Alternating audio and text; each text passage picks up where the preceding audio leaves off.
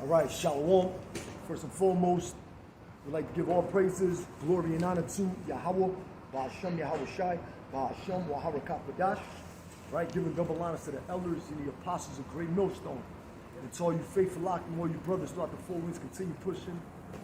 And, laboring in truth and sincerity, continue doing what you're doing. And this right here, I linked up with the brother.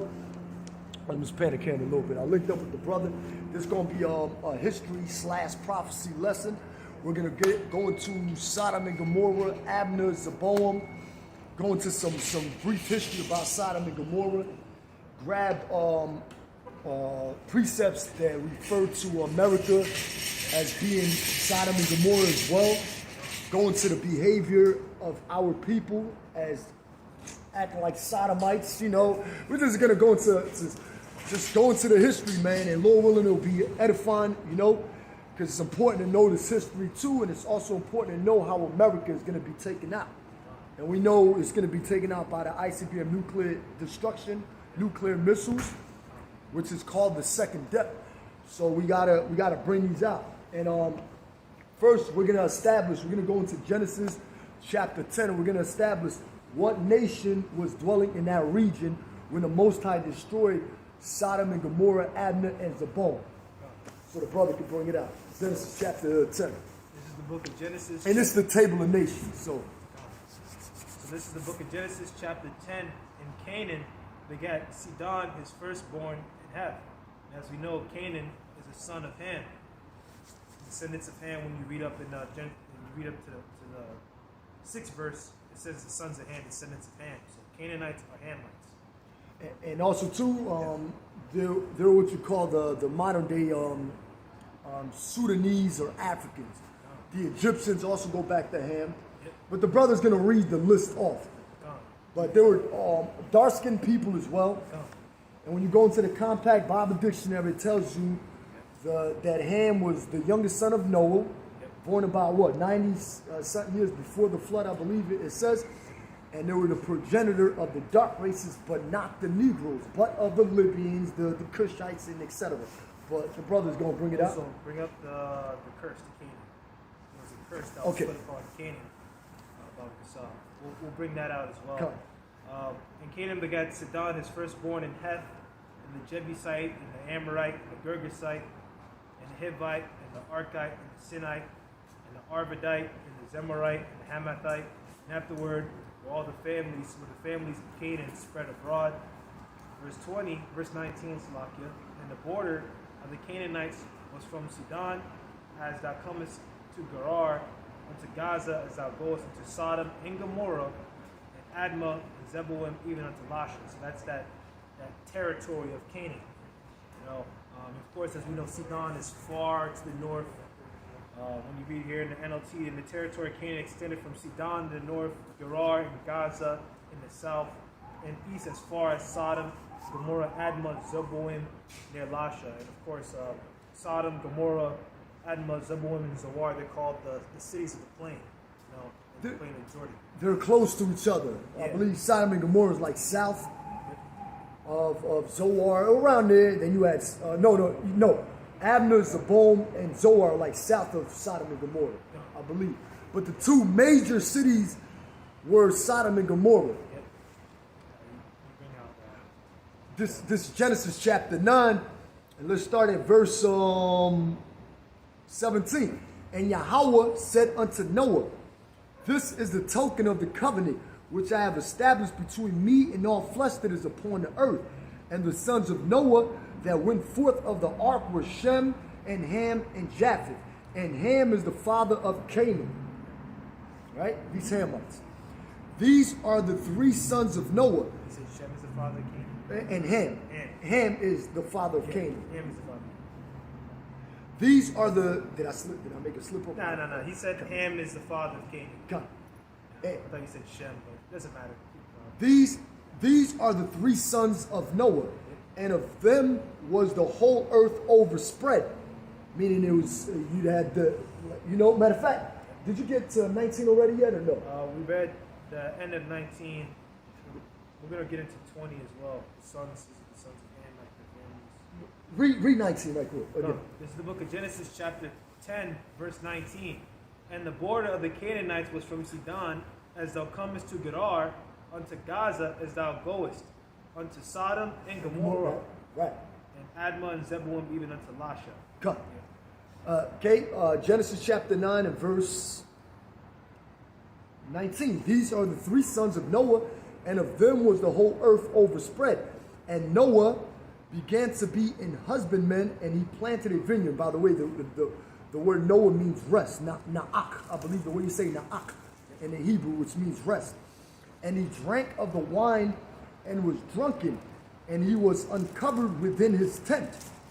And Ham, the father of Canaan, saw the nakedness of his father, and told his two brethren without. Right? And Shem and Japheth took a garment and laid it upon both their shoulders. I want to say that real quick. What's the issue here? You're not supposed to look upon your father's nakedness. Exactly. That's a shame. You know. Also, it's the same reason you don't want to touch your father's woman. You know, you see a lot of people saying, I had sex with my stepmom. I was popping my stepmom. You're not supposed to do that either. All right, did you see the brothers, a couple of brothers, they posted up a video with Jim Jones, the rapper? Yeah. He said his mother taught him how to tongue kiss. That's how he learned how to, his mother. So he's tongue kissing his own mother. Yeah, it's nasty, man. But these are the niggas that Jake loves to listen to. Exactly. So the brother's right? Because you're not supposed to look at your father's nakedness, right? Exactly. And Ham, the father of Canaan, saw the nakedness of his father and told his two brethren without. And Shem and Japheth took a garment and laid it upon both shoulders, and went backward and covered the nakedness of their father. And their faces were backward, and they saw not their father's nakedness. So, matter of fact, let's keep reading. And Noah awoke from his wine and knew what his younger son had done unto him. So he was aware of it, right? Noah was aware of it. And he said, Cursed be Canaan, a servant of servants shall he be unto his brethren. And he said, Blessed be the Lord God of Shem. That's where the Israelites came out of. The Israelites came out of the seed line of Shem. Right? Or the sons of God came out the seed line of Shem. Shem means name. Exactly. Shem. Shem. Chum means hot. And Japheth is Yapaf, something like that. Which means beautiful. Actually means enlarged. Enlarged, right? Enlarged, okay. Yeah. But I believe it goes into that too. But yeah. Okay, come. When you look into it, I'm pretty sure I saw the Apostle Zoar saying, make it a video on that.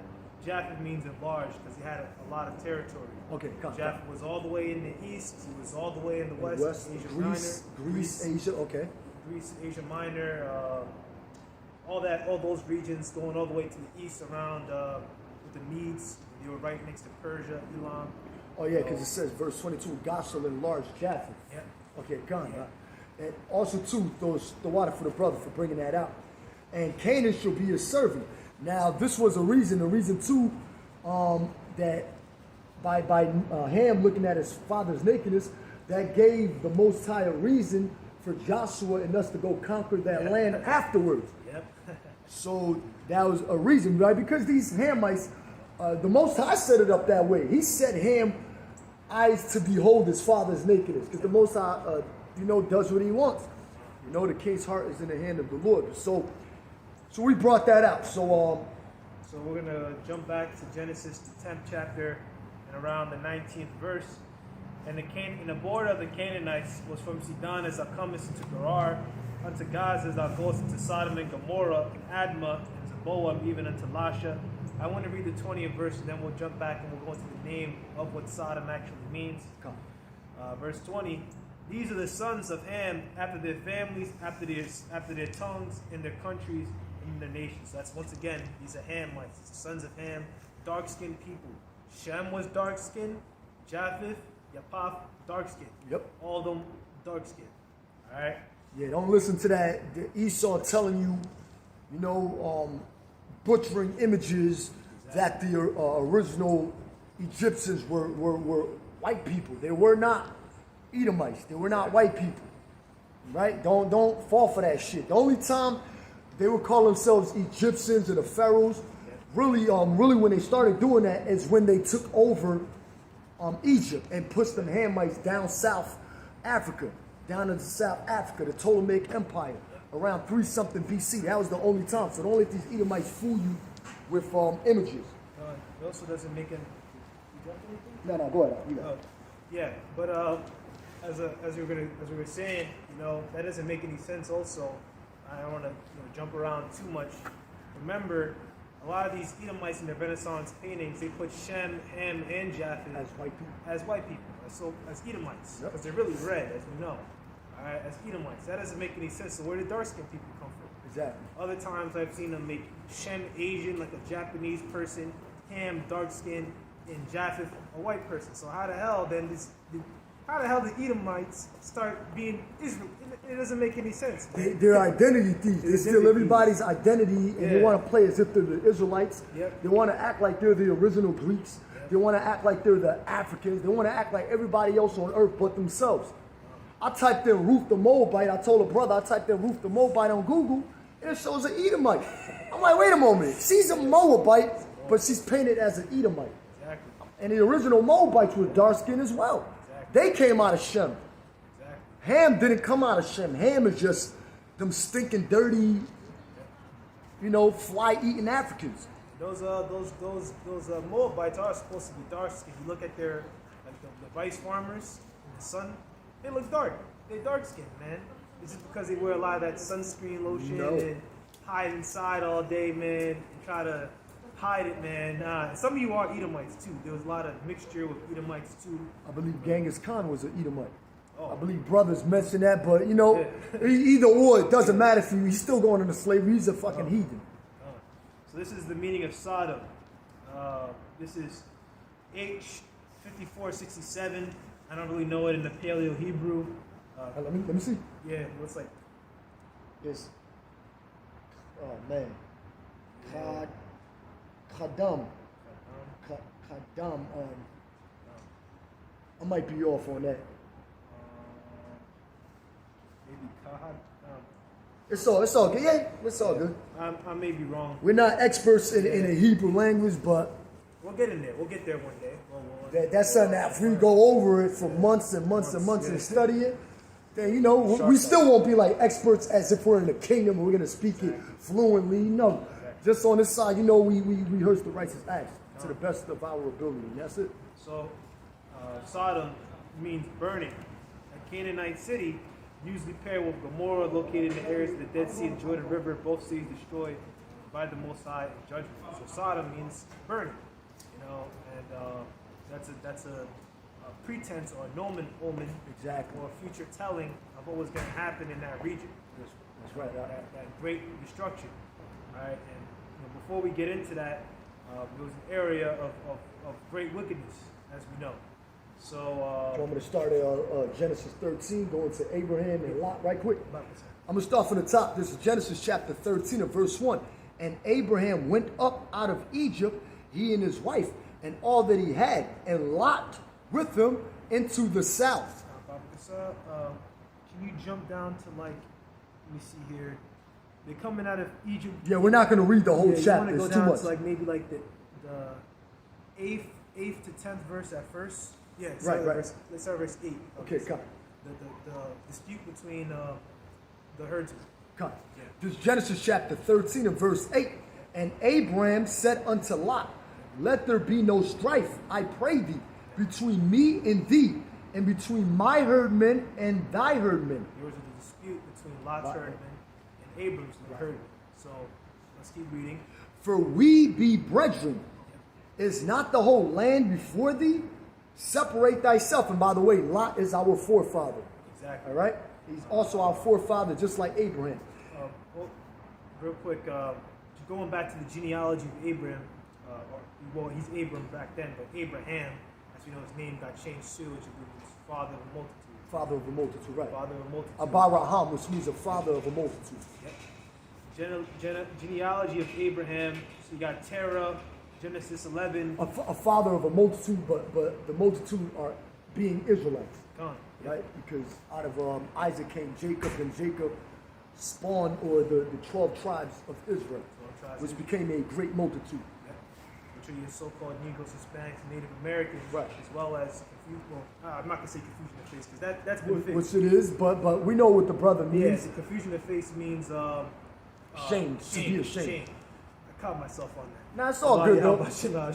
But it is a shame to look like these heathen nations. You say shame? Yeah. You know? But you know what I mean. Like Israelites scattered abroad, or the speckled bird. That's scripture. Yeah, kind of. That Jeremiah 12:9. Yep. You're right. 12:9. So you got Terah. He has children. Abraham, the whore, Haran. Haran has Lot, Moab, and Am, which we'll get into later.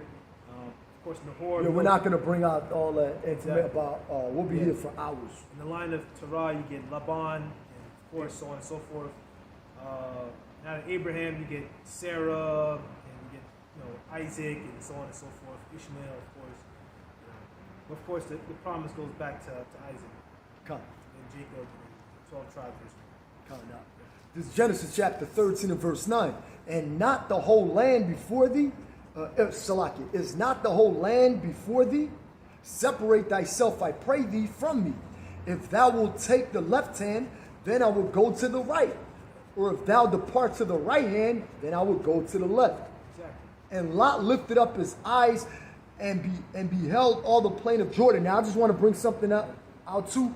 When you jump down to okay, we had flocks, right? Yep. Well, we're saying I'm gonna just mention it. It says here, verse 2, and Abraham was very rich in cattle, in silver, and in gold. So our forefathers had huge and great possessions back then. There was too much to even dwell together, so they had to separate themselves. So just imagine how much we're gonna have in the kingdom. That's why scriptures say what? In my Father's house there's many mansions. Yep. We're gonna have everything our hearts desire. I just want to bring that out too. So Lot had great possessions, and Abraham had great possessions. This verse 10. And Lot lifted up his eyes and beheld all the plain of Jordan, that it was well watered everywhere, before the Lord destroyed Sodom and Gomorrah. Exactly. So as you can see, it talks about Sodom and Gomorrah before destruction even comes. Exactly. As we're going to get also, we're just going to get a few more, then we'll, get mainly into Genesis 18 and 19. But also in Genesis 14, I believe it also mentions Sodom and Gomorrah was exceedingly wicked. We're going to grab it. We're going to grab that too. But, so yeah, Lot sees the plain of Jordan, as we know, is that region. And he sees, you got Dead Sea, and you got Jordan's a little bit up above the brother. Yeah, Jordan is above. The Jordan River is above the Dead Sea. Exactly. So the Dead Sea flows into the Jordan River, and there's a lot of water there. So this is a biblical. Even if you go and check online now, even till this day, you got a lot of water around that region. The Sea of Tiberias, I believe, is in that region too. The Sea of I got to go into that. Maybe it's the same exact place, but anyway, there's a lot of water in that region. So the history doesn't lie. So that's what we're bringing out. And it says here, Lot lifted up his eyes and beheld all the plain of Jordan, that it was well watered everywhere, before the Lord Yahweh Shai destroyed Sodom and Gomorrah, even as the garden of the Lord, like the land of Egypt, as thou comest unto Zoar. And Zoar means little. Matter of fact, let's look that up right quick. Zoar, right? Which we're gonna get more into Zoar, but it's 8:68:20. Insignificant. A city at the southeast end of the Dead Sea, grouped with Sodom and Gomorrah as being one of the 5 cities slated for destruction by God, spared at Lot's plea at his place of refuge. Exactly. So Sodom and Gomorrah, Admah and Zeboiim were destroyed, but Zoar was a city that Lot fled into, which we're going to grab as the... Right, it's little, right, which means little. Insignificant or little, so that's what Zoar means, little. Let me see something. Smallness of a town on the southern shore of the Dead Sea, which means smallness, little, insignificance, or small, or little. So reading on, verse 11. Then Lot chose him all the plain of Jordan, and Lot journeyed east, and they separated themselves the one from the other. Abraham dwelt in the land of Canaan, And Lot dwelled in the cities of the plain and pitched his tent toward Sodom. Exactly. But the men of Sodom were wicked. That's what it says. That's what I meant, yeah. But the men of Sodom were wicked and sinners before the Lord exceedingly. Exactly. We're going to get more into that, how they wanted to know angels, but we don't want to spoil too much. But brothers that are in the know should already know. Right. Even when you look at the word sodomy, like, obviously. That's what we're going to get into as well. We're going to go into the definition of sodomy, how it's still used in today's society. You may want to read the 14th verse, Come. and then we'll skip down a little bit in how Abraham went to Mamre. Come. This is Genesis chapter 13 and verse 14. And the Lord Yahweh Shai said unto Abraham, after that Lot was separated from him, lift up now thine eyes and look from the place where thou art northward, and southward, and eastward, and westward. For all the land which thou seest, to thee will I give it, and to thy seed forever. And, you want to skip down to verse 18. So basically, Abram had faith. I should have cut it a little earlier, but Abram had faith. Okay, so even though Lot went down east to the land of Sodom and Gomorrah in Jordan because it was well watered, and Abram went towards Canaan, the Lord, Abram had faith that he was going to be all right no matter where he went. So that's why the Lord said, hey, look northward, look everywhere around you, man. I'm going to give it to you. I'm going to give it to your seed. Because the scripture said, wherever our feet tread, that place is yours. Exactly. Just like here in America, we were brought here on cargo slave ships. Well, this place is going to be ours. Everything you see, man, all the women, all these heathen women too, brothers love them heathen women, which we can pop heathen women, they're going to be ours. Exactly. Yeah. Don't worry about that shit now. Don't worry about exactly. Just read the 18th verse, then we'll skip down to the 14th chapter. We'll get like a little 14, right? Yeah, a little bit of 14. Come. Genesis chapter 13 and verse 18. Then Abraham removed his tent and came and dwelt in the plain of Mamre, which is in Hebron, and built there an altar unto the Lord. Let's go into that Mamre and Hebron right quick. I think they're both in the south, if I'm correct. The south of Israel, which became Israel as we know. It says here, Mamre means strength or fatness. An Amorite who allied himself with Abraham, an oak grove on Mamre's land in Palestine where Abraham dwelt. A place near Abraham's burial place apparently identified with Hebron. Okay? So, you're looking that up, right? Yeah, I was on this Bible app. I want to see if we can find Mamre. While you look, let me read Hebron. Hebron means association. A city in South Judah, approximately 20 south of Jerusalem, so it's south. South, as you can see. I'll show you real quick.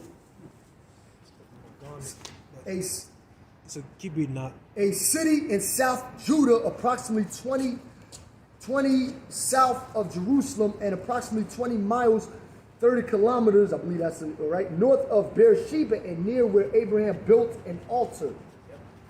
And it's crazy it said he built the altar. The scripture said he called upon the name of the Lord. Capital Lord, and that's Yahweh. Exactly.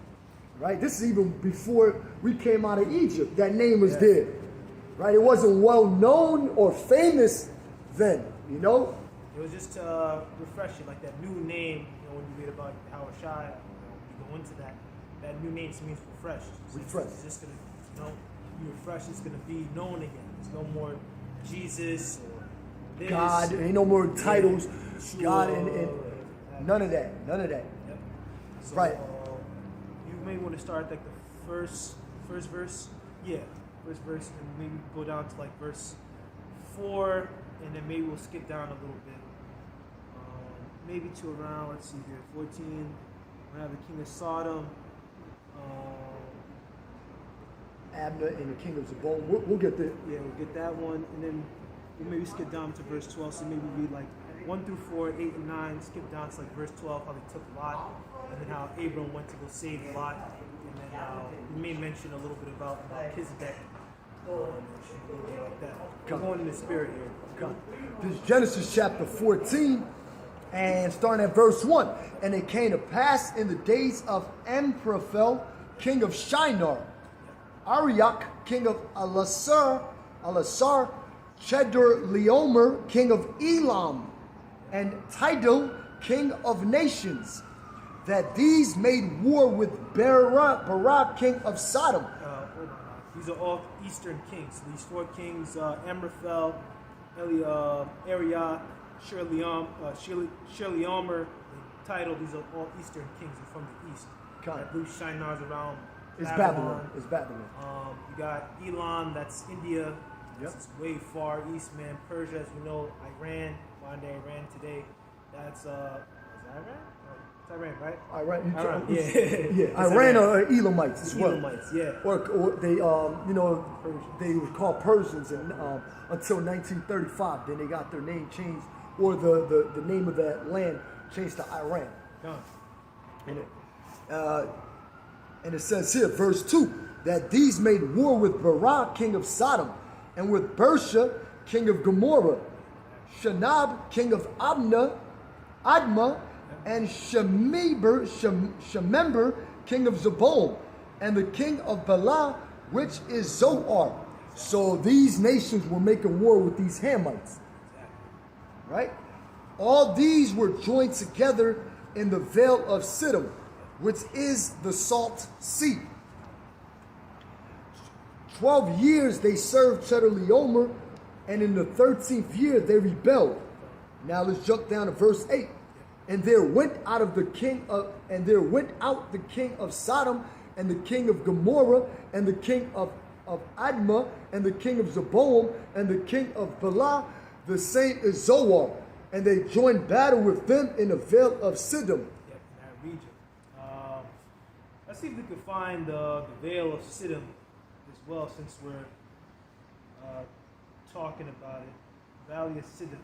Okay, it's right here. So Valley of Sodom, I got here. Oh no, shit. But here we go. This is the Valley of Sodom, approximately. None of the pages went out. The book is kind of old. But this is Bible Maps, a little app. But here is Sodom.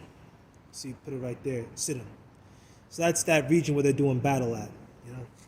Let me see that right quick. Yeah, Valley of Sodom. Hold on. Yep.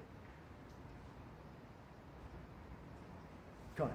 Yeah. So I'll maybe show you zoomed out as well. So you have It's right, because here it says Sodom, field or plain, valley where the Dead Sea is located. So that's where the brother just showed you. Exactly. This is Genesis chapter 14 and verse 9.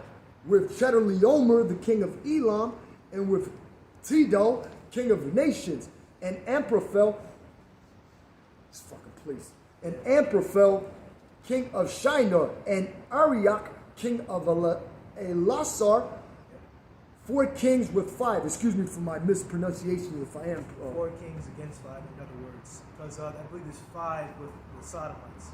Right, there is. Yeah. So you may want to skip down. Yeah, you could read about the slime pits in 10. Just read down to around verse 12 or so. Okay. And the vale of Sodom was full of slime pits and the tar pits in the NLT version. right, tar pits. Yep. And the kings of Sodom and Gomorrah fled and fell there, and they that remained fled to the mountain. So they were losing. Yep. These Sodomites were getting their asses beat. Yep. And it's crazy too, because even now, like these Africans, if you look at them now, they're not, when people go over there and fuck with them, they're weak as shit. You know, they're all frail looking. Exactly. At one time, they were warriors. Exactly. Nimrod was a mighty hunter. Exactly. He's a warrior. Yep. It says here, verse 11, and they took all the goods of Sodom and Gomorrah and all their victuals and went their way. And they took Lot, Abraham's brother's son, who dwelt in Sodom, and his goods, and departed. And there came one that had escaped and told Abraham the Hebrew, Yep. for he dwelt in a plain of Mamre the Amorite. Yep, we already showed you that. That's why I wanted to bring that out. So Abraham's in that region, Hebron, Mamre, in that region of southern, south of Jerusalem, Judea region, came Judea. So they said, when they came, these were Confederate. Read the rest. And brother of Eshcol, and brother of Aner, and these were confederate with Abraham.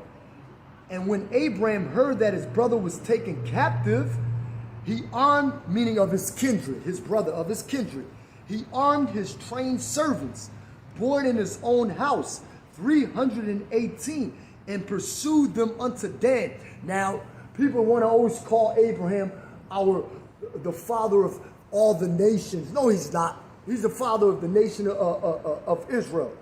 All right? You so-called Negroes, Latinos, and Native American Indians. And they also want to classify Abraham as a soft-spoken man. Like he wasn't a man of war. Exactly. Abraham would jack you up, man. He'll jack you up. Now, of course, he loved his woman. He loved his children, man. I don't want to get into like the full account, but even with Ishmael, he had feelings for Ishmael. He had feelings for Ishmael, but he'll jack you up, man. That's the way a father's word. That's why it's important to read about your fathers. But we'll read down to around verse. Yeah, we're gonna have to keep going. I didn't really want to take too much time because we really. No, we good. We got it. We'll just keep going. We go in the spirit. We go in the spirit. This is Genesis chapter 14 and verse 15. And he divided himself against them, he and his servants, by night, and smote them, and pursued them unto Hobah. How come Christians don't bring this out? Oh, he went after his enemies and he killed them? Nah, they ain't gonna bring that out. Which is on the left hand of Damascus. So he chased them up north, caught up with them at Dan, so he chased them all the way. Syria. Damascus, I believe, is like Syria, going into that region up there. Exactly. So he chased them up far, man. He jacked them up. And I believe it says it came to him by night. So Syria. So this is Genesis the 14th. There he divided his men and attacked. During the night, Chedorlaomer's army fled, but Abram chased them as far as Hobah, north of Damascus. Abram heard his brothers were captive. So, verse 14, I'll read that again. When Abram heard that his nephew Lot had been captured, mobilized 318 trained men who had been born into his household. Then he pursued Chedorlaomer's army till he caught up with them at Dan. So they must have went back up, or however it went down. But suffice to say, they took them down in that region. They must have went back up, but the rest escaped into the mountains. So he caught up with them. So I guess Chedorlaomer, they finished spoiling them at the battle, took their spoils, and went up north. And then Abram goes up there, takes them down again. However it goes, we don't. Yeah, it's a lot of history to go into. I don't want to go off. We don't want to be like technical every little thing, but we're bringing out the main points. Exactly. We'll look into it later. It's not that big a deal. This is Genesis chapter 14 and verse 15.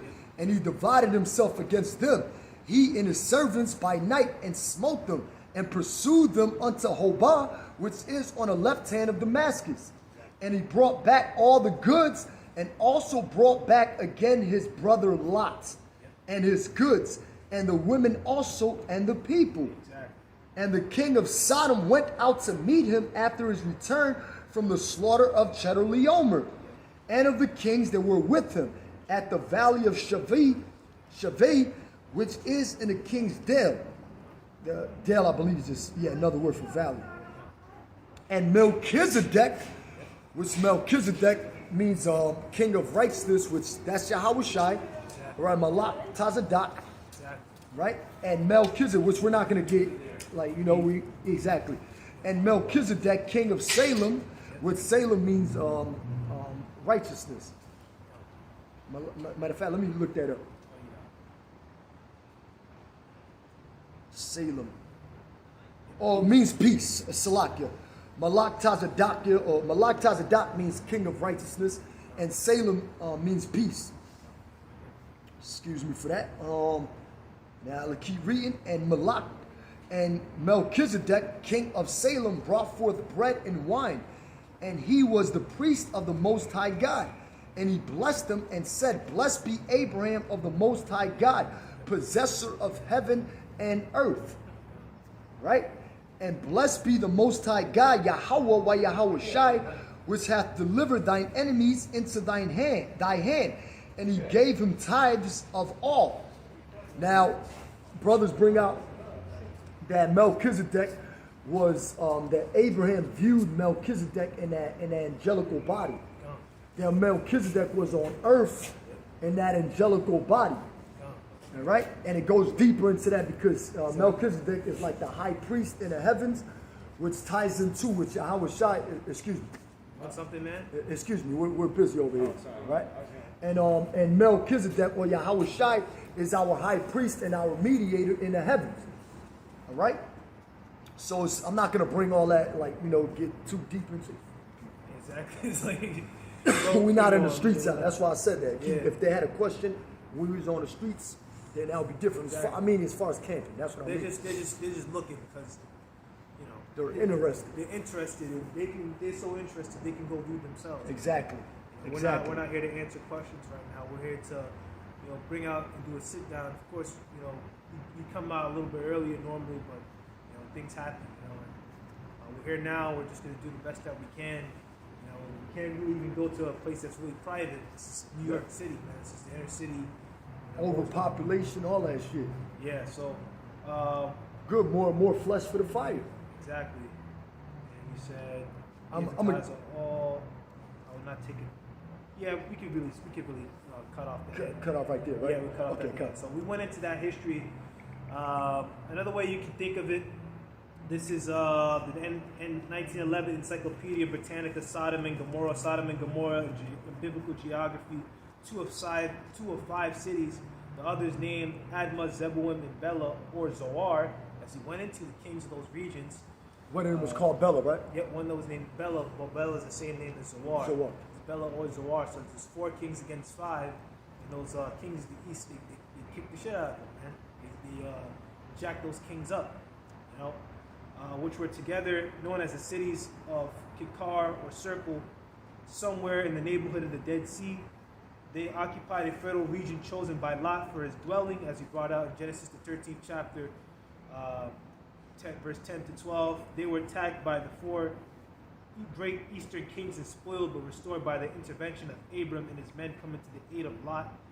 They were proverbial for wickedness. Well, we're not going to read the rest because we're going to get that ourselves in Genesis.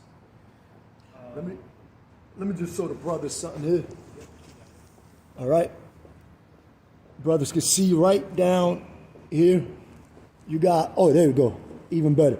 You got Sodom to the north, Gomorrah south, Zoar underneath that, Admah underneath Zoar, and Zeboiim underneath Admah. But Zoar was the city that was spared. All right, by the Most High. That was the city that was spared. So brothers could clearly see that. All right. Now, I believe we should jump to Genesis chapter 18. Yep, we'll go into Genesis chapter 18. We got a little summary here. Genesis chapter 18 and 19 are probably like 100-some verses combined. So we're not going to really go into every single thing. Yeah, it's a lot to bring up. So we may start around the 10th or so, claim to memory. Slakia, my Lord, if I found favor in thy sight. I think the first is talking about to butter the calf. Where's Sarah dies the son? Sarah shall have a son. That's in the, around the 10th verse. We're not going to read all of them. We may skip down to around verse... And Abraham drew near and said, wilt thou also destroy the righteous with the wicked? You may want to start before that. You may want to start at the 20th and maybe skip down to that. Because the cry of Sodom and Gomorrah is great because their sin is very grievous. I'll go down now. We go in the spirit on it. We go around 20, 22, 21, around that area. You probably want to read about the righteous people. Matter of fact, let's start at verse 18. This is Genesis chapter 18 and verse 18. Seeing that Abraham shall surely become a great and mighty nation, and all the nations of the earth shall be blessed in him. For I know him, that he will command his children and his household after him. Isaac, then Jacob, right? And they shall keep the way of the Lord. Now, in Sodom, which we're going to get into, they weren't keeping the ways of the Lord. These were heathens. These were Africans. These were Hamites, right? And they shall keep the way of the Lord, Yahweh Ba'ashem Yahweh Shai, to do justice and judgment, that the Lord may bring upon Abraham that which he hath spoken of him.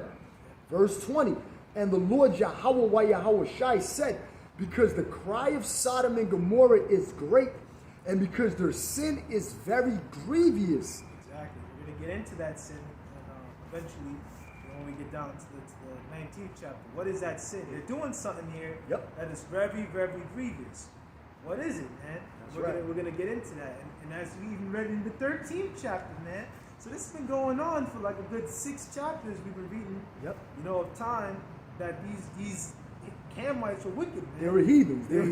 That's why the Most High said he gave, that's why he said, for I know him, that he will command his children and his household after him, and they shall keep the way of the Lord, to do justice and judgment. That's what separates us two. Matter of fact, Baba Kashaf, could you grab Deuteronomy chapter 7 and verse 6 right quick? That's what Salaki. That's what separates. Well, the brother's gonna read it. Actually, grab Deuteronomy chapter 4. We can start from the top on that and just read on down to like verse 8. This is the book of Deuteronomy, chapter 4, verse 1. Now, the brother, what the brother's gonna read to is he's gonna read to you about these nations that he's gonna read off to are Hamites or Africans. They go back to these Sodom and Gomorrah, or these Hamites, same exact people, but the brother's gonna read it. Now therefore hearken, O Israel, unto the statutes and unto the judgments which I teach you, for to do them, that ye may live and go in and possess the land which the Lord power of your fathers giveth you. And of course, you know that land is Canaan. Which the land of Canaan was called Jebu, the land of Jebu before it was called Israel. You know, I forget where that chapter's at, but it's look up Jebu in the scriptures and it'll pop up. That land was called Jebu, the land of the Jebusites first. Although you had the Horites living there, the Amorites, all over the place, Girgashites, Hivites. Verse 2, ye should not add unto the word which I command you, neither shall ye diminish aught from it, that you may keep the commandments of the Lord your power, which I command you. So these laws, statutes, commandments were to be given to the Israelites. You should keep those laws, which the Most High commanded us to keep. Exactly. All right? Through our forefathers, we're supposed to keep those laws, right? Verse 3, your eyes have seen what the Lord did because of Baal Peor, all the men that followed Baal Peor, the Lord thy power hath destroyed them from among you. Right, these are all heathen nations, right? Yep, and exactly. Everyone who worshipped it, I believe they killed Balaam. Israel killed Balaam in a big battle. Right? Yeah, you look into it. I think it's like I think it said, let me die to death. He even said, let me die to death of an Israelite. Because these nations want to be us. Yeah, exactly. Verse 5, behold, I have taught you statutes and judgment. I have taught, hold on. Verse 4, slack it. But ye did that, but ye that did cleave unto the Lord your power are alive, every one of you this day. And that happened time and time again where Israelites that followed after that shit cut off. Was follow that shit, cut off. Yep. And I don't want to get too deep, but about the young men, the old men who are gonna make it to the promised land. We're not gonna get into. It's a lot. It's a lot to go into. It's something that we just gotta read over and over. Yeah. But not even Moses. Moses only saw it. Right. I don't want to get even deep into that because there's a reason why that went down. Yep. But of course, do you not think that 2/3 is going to be destroyed? It's been written. That's right. Even as we read here with Abraham, Abram being a father of a great multitude, or giving the land of Israel his seed line. Okay, that was already said in Genesis the 13th chapter.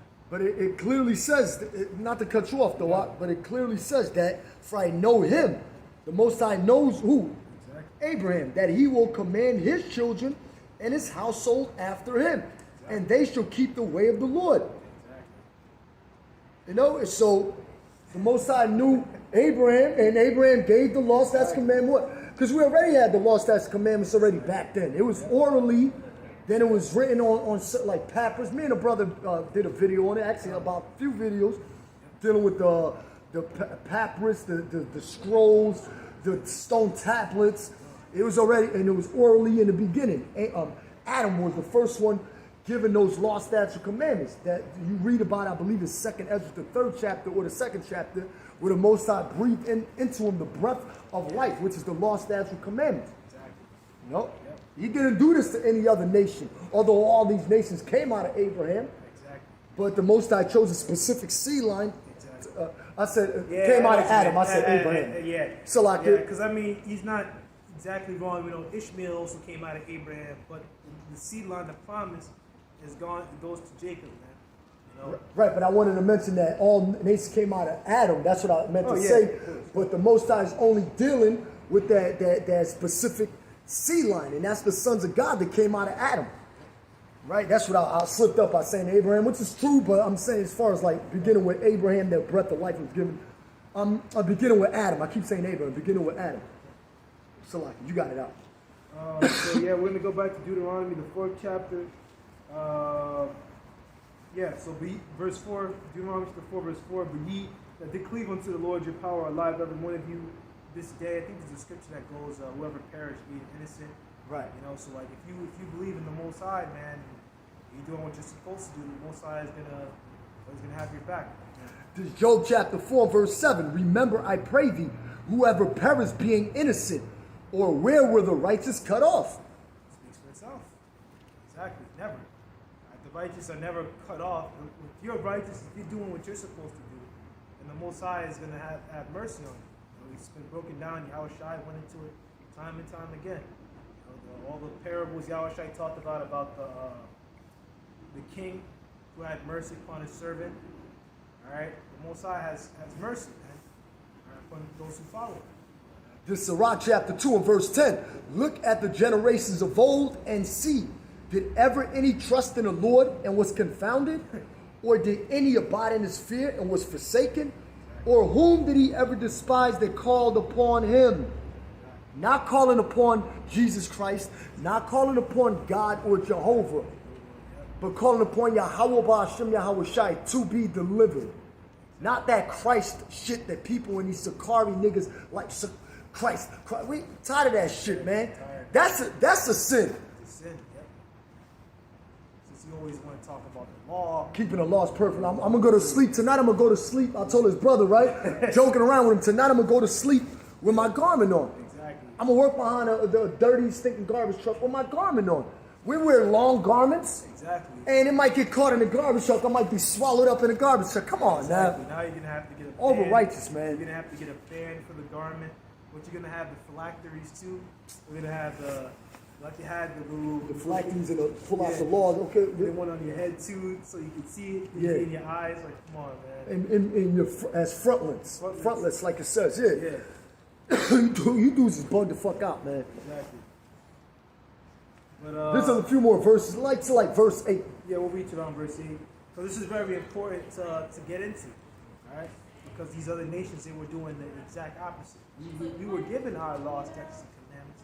We have something that we're given, what we're supposed to do. Mm-hmm. These other nations have things that they do what they do, and they don't have. There's not equality here. This isn't an equal opportunity working environment. All right, it's either you're Israel or you're not. All right, so verse 5, behold, I have taught you, Deuteronomy chapter 4, verse 5, behold, I have taught you statutes and judgments, even as the Lord my power commanded me, that you should do so in the land, whether you go to possess it. He's talking about teaching the Israelites the law, statutes, commandments. He's not teaching other nations the law, statutes, commandments. Exactly. This is what separates us from these various nations on this earth. Exactly. You see like a Moabite, they eating dogs, you name it, man. They fucking, the dog population in China went from millions to like you got, I remember seeing stray cats roam around the streets where my pops lives at. Now, you don't really see too many cats. Why? Because, I'm going to be honest, there's a Chinese store right there. You can't trust it. Like it's eating pork or ribs, whatever they call that shit, and a fucking bone. It appears to be a dog claw or his nails fucking fried. Come on, man, these are heathens for us, man, for you. These heathens don't have the law, statutes, and commandments. They don't got it. There's a video, I think it was from like TikTok or some shit. there's like a video of these Moabites. They blew up a fucking dog with like a fucking trap or something, some sort of chemical. Man. They blew that. He blew his ass. Probably cooked them afterwards, right? They cooked him. There's another video of a Moabite just kicking this, like punching the shit out of a dog. Yep. That's wicked, man. You just fucking, there's a way you're supposed to kill the animals, of course, but you're not supposed to eat dogs, man. That's wicked. Of course, eat lawful foods in ancient. We of course killed lawful animals and ate them. But the way I saw that shit on the internet, man, he was like punching that dog's brain in, man. That's fucking off, man. That ain't right. Like, what the fuck? Yeah, a lot of these animals be stressed the hell out too. Yeah, they torture animals, man. And when you kill like sheep, you can't stress them out. Exactly. All right? It's crazy. We got to attend the Passover. We're supposed to get a male, right? Male. Of a specific age. It has to be an adult or it has to be mature enough for us to eat during the Passover. 1 year? 1 year, I believe it is. We got to go back into it, but it has to be mature. But now you don't know what the hell. Without blemish. Without blemish. And plus, it might be a female. Yeah, exactly. Female, it may be a female, which that's off. And why was it supposed to be a male? Because it's referring to Yahweh Shai. Yep. Without blemish. You're also supposed to keep it about 14 days or so. You're supposed to guard it. So you put that sheep separate. And not stress it out. Not stress it out. Because these animals know when they're about to get eaten. Oh, they know. They know. Okay, you got it. So I'll keep reading Deuteronomy, the 4th chapter. And then the brother's going to go use the bathroom there, so he'll be back in like 2 minutes. So this is Deuteronomy chapter 4, verse 6.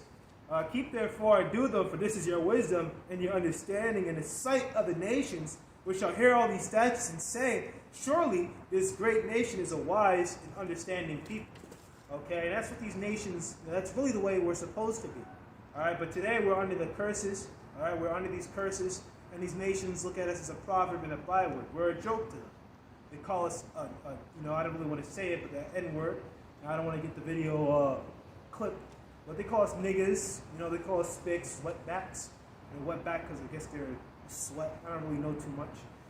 But they call us these different names. We're a joke among them.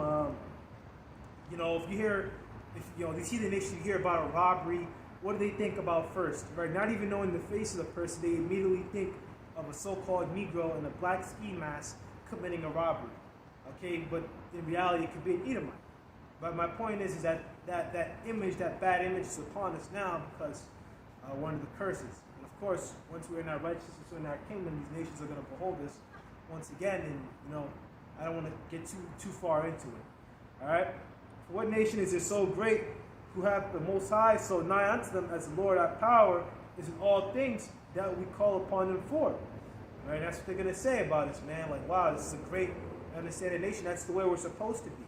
And even though we can't keep the laws such as commandments perfectly, we're in these fleshly bodies, we do the best that we can. All right, because these are our laws, these are our wisdom, these are our understanding. All right, going back into your fathers, you got to know, all right, why did your fathers act in certain ways? All right, the proper way a man is supposed to talk to a woman. All right, how a man is not supposed to be a simp and a loser. Okay, a man is supposed to have testosterone, not be a little weakling. Okay, but in this society today, of course, it's feminized. Most people have a single mother living in a house with a single mom. Right? They're growing up to be weak. Okay, and even some of us in the truth, you gotta get that shit off you as soon as you come in. And of course, you have to do that by reading. First and foremost, can't forget about that. It has to be the Spirit. Because without the Spirit, it ain't happening, man. You need the Spirit so that you can be able to change. It's the Spirit that gets you to change, as we know. Wash you by the Word. Okay, verse 8. In what nation is there so great that has statutes and judgments so righteous as all this law which is set before you this day? So, point blank, period. All right. What nation is there so great to have statutes and judgments so righteous as all this law which is set before you this day? And the law is righteous, man. Man being with a woman, all right, taking care of the widows, the fatherless, judging righteously, not having respect to the person of the mighty, nor to the person of the poor, equal judgment, righteous judgment, being fair, okay, so on and so forth, man, taking care of the poor. These are all things within our laws, such as in commandments, even usury or interest, Okay, but in America, they put an interest out on it. But we're going to jump back into Genesis, the 18th chapter. Let's see here where we were. I think we were around, far from Abraham. I will know. Very grievous. I'll go down now. Okay.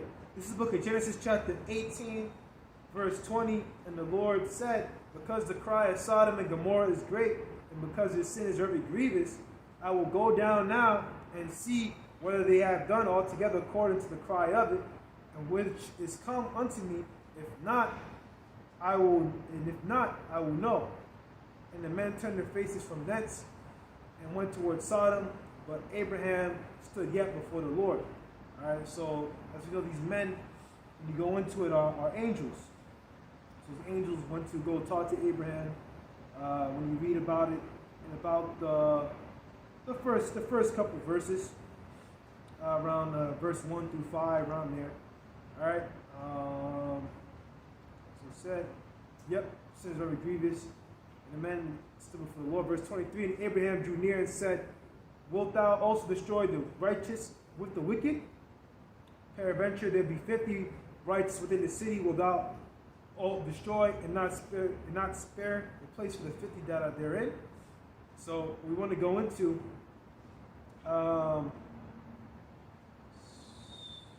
we're not going to read all of it because it goes from around 23 to about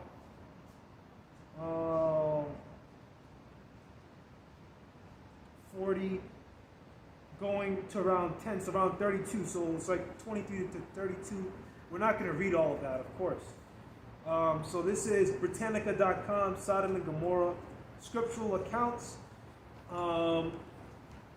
Abraham seems to negotiate with the Most High on behalf of the righteous in the two cities. The Most High first agrees to spare the cities if 50 righteous can be found, then eventually agrees to spare them if 10 righteous people can be found. Genesis chapter 18, 23 to 32. So that's what I'm going into. I read 18, right? Yeah, Genesis chapter 18. I finished reading. No problem. I finished reading Genesis, the 4th chapter, to the 8th verse, and then I got into Genesis, the 18th, and I read from 20 to around to 23. But I kind of skipped around a little bit because pretty much Abraham is negotiating or talking with the Lord, saying, if there be 50 righteous men, would you save the city? Then going down to 40, I think 45, and 40, going all the way down to 10. Matter of fact, I got a precept. Baba Kushak, could you grab? I believe it's Isaiah.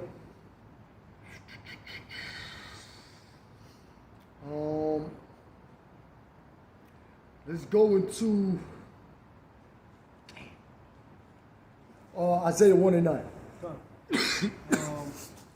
This is the book of Isaiah, chapter 1, verse 9. Except the Lord of hosts, except the Lord of hosts had left unto us a very small remnant, we should have been as Sodom, and we should have been like unto Gomorrah. Now, right, brothers used to break down that scripture as we would have been like some faggots or sodomites if the Most High didn't leave us a small remnant or whatever. But it's really going into the Most High. The Most High leaving us as a small remnant. Exactly. All right. It's not saying that we would have been faggots, but the Most High is saying that He left us a small remnant. All right, because you could tie that precept. Also, you could tie that precept in with it's Malachi. I'm gonna just go and read it right quick. Malachi chapter 3 and verse 6. For I am the Lord, I change not. Therefore, His sons of Jacob are not consumed. So the Most High left that small remnant. Then we're gonna be calling upon His name and His Son's name in the last days. And here we are. It's Malachi 3 and 6. For I am the Lord, Yahweh Yahweh Shai. I change not. Therefore, His sons of Jacob are not consumed. Why? Because the Lord left us a small remnant. It's not saying that we would have been like Sodom or we would have been acting like Sodomites. No. It's the Most High left us a small remnant. So now when the brother was reading about Abraham negotiating with the Most High, matter of fact, we can read that again. So we'll read again. We'll go into Genesis chapter 18, verse 23. And Abraham drew near and said, wilt thou also destroy the righteous with the wicked? You know? So if there's righteous people in there, you can destroy them with these wicked fucking Hamites in there, man. You know? You know, he didn't say it like that, so you could destroy like man, you know. Obviously he spoke, you know, our people had you know what I mean. They would speak in a certain way, you know. They would say, will you destroy the righteous with the wicked? In other words, you know. I'm just saying, like, I'm not going to say it. Because I don't want to get too far deep. Like, the way we talk now, obviously, we wouldn't talk like this in the ancient world, you know. We're speaking this English. Verse 25, that be far from thee to do after this manner, to slay the righteous with the wicked, and that the righteous should be as the wicked, that be far from thee. Should not the judge of all the earth do, oh, slocky. Verse 24, I skipped the verse. So good. Peradventure there be, or like suppose, or for example, you know, peradventure there be 50 righteous within the city, will thou also destroy and not spare the place for the 50 righteous that are therein? Alright. Verse 25, that be far from thee to do after this manner, to slay the righteous with the wicked. Surely, the NLT verse, surely you wouldn't do such a thing, destroying the righteous along with the wicked. That be far from thee to do after this manner, to slay the righteous with the wicked, and that the righteous shall be as the wicked. That be far from thee. Shall not the judge of all the earth do right? Yep. We already brought that out. I think it was Job, the 4th chapter. 4 and 7, yep. 4 and 7 that we went into. That when has anyone ever perished? Whoever perished being innocent. Exactly. Verse 26, and the Lord said, if I find in Sodom 50 righteous within the city, then I will spare all the place for their sakes. And Abraham answered and said, wilt thou have taken unto me to speak unto the Lord, which am but dust and ashes? Abraham knew, he said, but I'm but dust and ashes, which we are. You know, we're made up of those elements. We call Jacob a worm. Exactly. Like Jacob a worm. Like, exactly. because we're nothing, man. Nothing. If the Most High was to, he said if he was to behold us, then we'll all melt. Exactly. You know, he can't even behold sin. Yeah. So what is these Sakari niggas talking about? Exactly. If the Most High can't even behold sin, we're sinners, man. We go off, man. We're not perfect. We're not in the new covenant. We don't keep the laws perfectly. And don't let me get started with you Sakari niggas, man, because that's a lot of shit that brothers could bring out on you niggas that. But you know what, though? Then they'll call us, oh, you guys are always trying to find accusations. Oh, you haters. Nobody hate. Yeah, we hate evil. Yes, we are haters because the fear of the Lord is to hate evil, of course. Yep. That's the way you're supposed to be thinking, Sakari guys. Got it. Yeah, got his women on video with breast being exposed, no garment on, no covering the head. That's a sin. You ain't got your women in order. What's up? Exactly. Well, we could go into all of that, but man, you niggas don't waste the time, man. Just keep living it up. Keep making your little drill music shit in the beginning of your videos, man. Put it in the introduction of your videos, and our introduction is gonna be Stawadi Yahweh Shai every single time. Exactly. And an outro, man. This ain't no music video, man. This is deadly serious. Deadly serious. Yep. So, yep. And this is going to go into the 40, obviously lack of 5, 50. So I'll read again. Peradventure there be lack 5 of the 50 of the righteous, 45 of the righteous, 45 people without also destroy the city, all the city for lack of 5. And he said, if I find there 40 and 5, I will not destroy it. So, you know, it's going to go all the way down to 10 essentially. You don't really got to go all into that. So let's get down to 33rd verse. And the Lord went his way as soon as he left communing with Abraham, and Abraham returned into his place.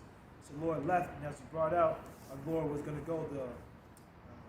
The angels already went to Sodom already. When you read like in the 23rd verse or so, they go to Sodom, and the Lord stayed with Abraham, of course, and they're talking, and now the Lord's leaving to go with the angels. Take care of that business. So we're going to go into Genesis 19. This is Genesis chapter 19, starting from the top. Yep. And there came 2 angels to Sodom at even, and Lot sat in the gate of Sodom. And Lot, seeing them rose up to meet them, and he bowed himself with his face toward the ground. And he said, behold, Now, my lords, turn in, I pray you, into your servant's house, and tarry all night, and wash your feet, and he shall rise up early and go on your ways. And they said, Nay, but we will abide in the street all night. And he pressed upon them greatly, and they turned unto him, and entered into his house. And he made them a feast, and did bake unleavened bread, and they did eat. Okay, We might as well keep. Yeah, because both young and old. Nah, it's gonna start here, right? Since Minnesota, young and old. Then yeah, we're gonna have to go to the 6th verse, 7th verse. We may read to like around verse 11 or so. Then we can skip down afterward. Yeah, we do want to catch Lot's wife, of course, because that's going to be important. Because Lot's wife, the destruction, we'll catch all that. We'll go also into what Lot's wife represents and what it means. Yep. You know, this like Lot's wife. Yeah, remember Lot's wife. Remember, yep. We'll get into that. We'll get into that. Luke 17. Genesis chapter 19 and verse 4. But before they lay down, the men of the city, even the men of Sodom, compassed the house round, both old and young, and all the people from every quarter. Why are they there? Let's keep reading to find out. Because remember, they're very wicked. So it's going to go into why they were wicked. All right. And they called unto Lot and said unto him, Where are the men which came in to thee this night? Bring them out unto us, that we may know them. So they had their eyes on these angels. They had their eyes on these men. Exactly.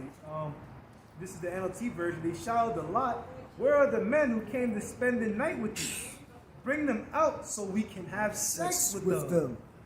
And yeah, that's gang. Gang RAPE, man. Yep, gang rape. Gang rape, man. The Lord, when they don't take it, well, they probably won't. It's all good. Because everyone talks about that. But if it does, we'll put on Odyssey or however we do it. But gang rape, man. They were gang raping dudes, man. Yep. Yo. Yeah, we mentioned this when we were talking about Little Benjamin. Right. They gang raped the woman, man. Oh, yeah, yep. Good. What 40 of them or something? Yeah. They gang raped the woman, man. That's off, man. But these guys wanted to gang rape men. Yeah, we went into the history there, how they became Little Benjamin in the Civil War. Civil War, yep. This is Genesis chapter 19 and verse also, 5. To know someone means to have sex with them, okay? Yep. So I see a lot of articles out here, people saying that that Sodom and Gomorrah are talking about homosexuality. Yes, it is. It's talking about them not being hospitable or nice to the angels.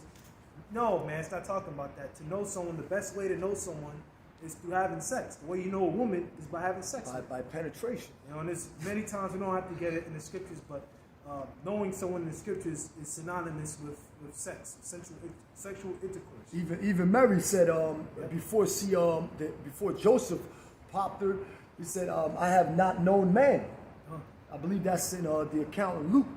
She said, I have not known man, because Mary was an actual virgin at one time, which the Hebrew word would be Bathawala, a woman that has never been touched before. Exactly. But she was afterwards popped by Joseph, all right, at an early age, Admah, which that would be, means a woman of marriageable age, a young woman. And Mary was a young woman when she had Yahushua and when she was popped by Joseph. Yep, she wasn't 18, 20, 30, like our women are today. You may have a woman and you can't have kids with her until she's like fucking 40 years old, you know? Because, you gotta go to college. You know? That ain't the way it worked in the ancient world, God. This is Genesis chapter 19 and verse 6. And Lot went out at the door unto them, and shut the door after him, and said, I pray you, brethren, do not so wickedly. Behold, now I have 2 daughters which have not known man. Let me, I pray you, bring them, bring them out unto. So he tried to offer his 2 daughters unto the men of Sodom. Hold on again. Which have not known man. Right, which have not known man. Do you mean to tell me, what do you mean not know man? So if they say that we may know them, okay, and it's talking about these 2 girls, not known man, which means a virgin. Yep. Okay, knowing has to mean sensual intercourse. You people that make these articles, man, you go to Bible University. They're soft, man. You don't know, These man. seminaries, man. Them seminary schools, Exactly. man. They're soft. They ain't got it, man. They don't got it. Anyone in those Christian churches, they don't got it. All right, but the pastor don't got it. The pastor don't read. Oh, it's not talking about homosexuality. It's talking about they were nice. Or it's not talking about homosexuality. It's talking about something else. No. Right, you know why? Because a lot of these churches, they accept Exactly. that faggot shit. They accept. So in this society, it's highly esteemed. Yep. But it's highly esteemed in this society, and they allow shit like this to go on. And a lot of these church pastors, they say, "Come as you are."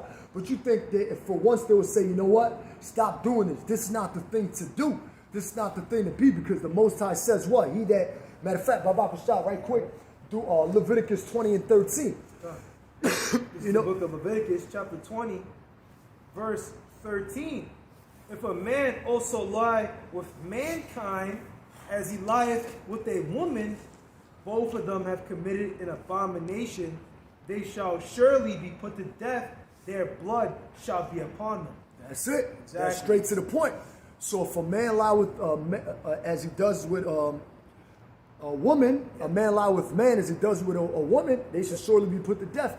Meaning 2 men are not supposed to have sex with each other. One more thing too. Lot said, "Do not so wickedly." Right. That's So right. They knew. Lot knew what was right, what was not right. Even with Abram in Egypt, I believe it was Abram back then still.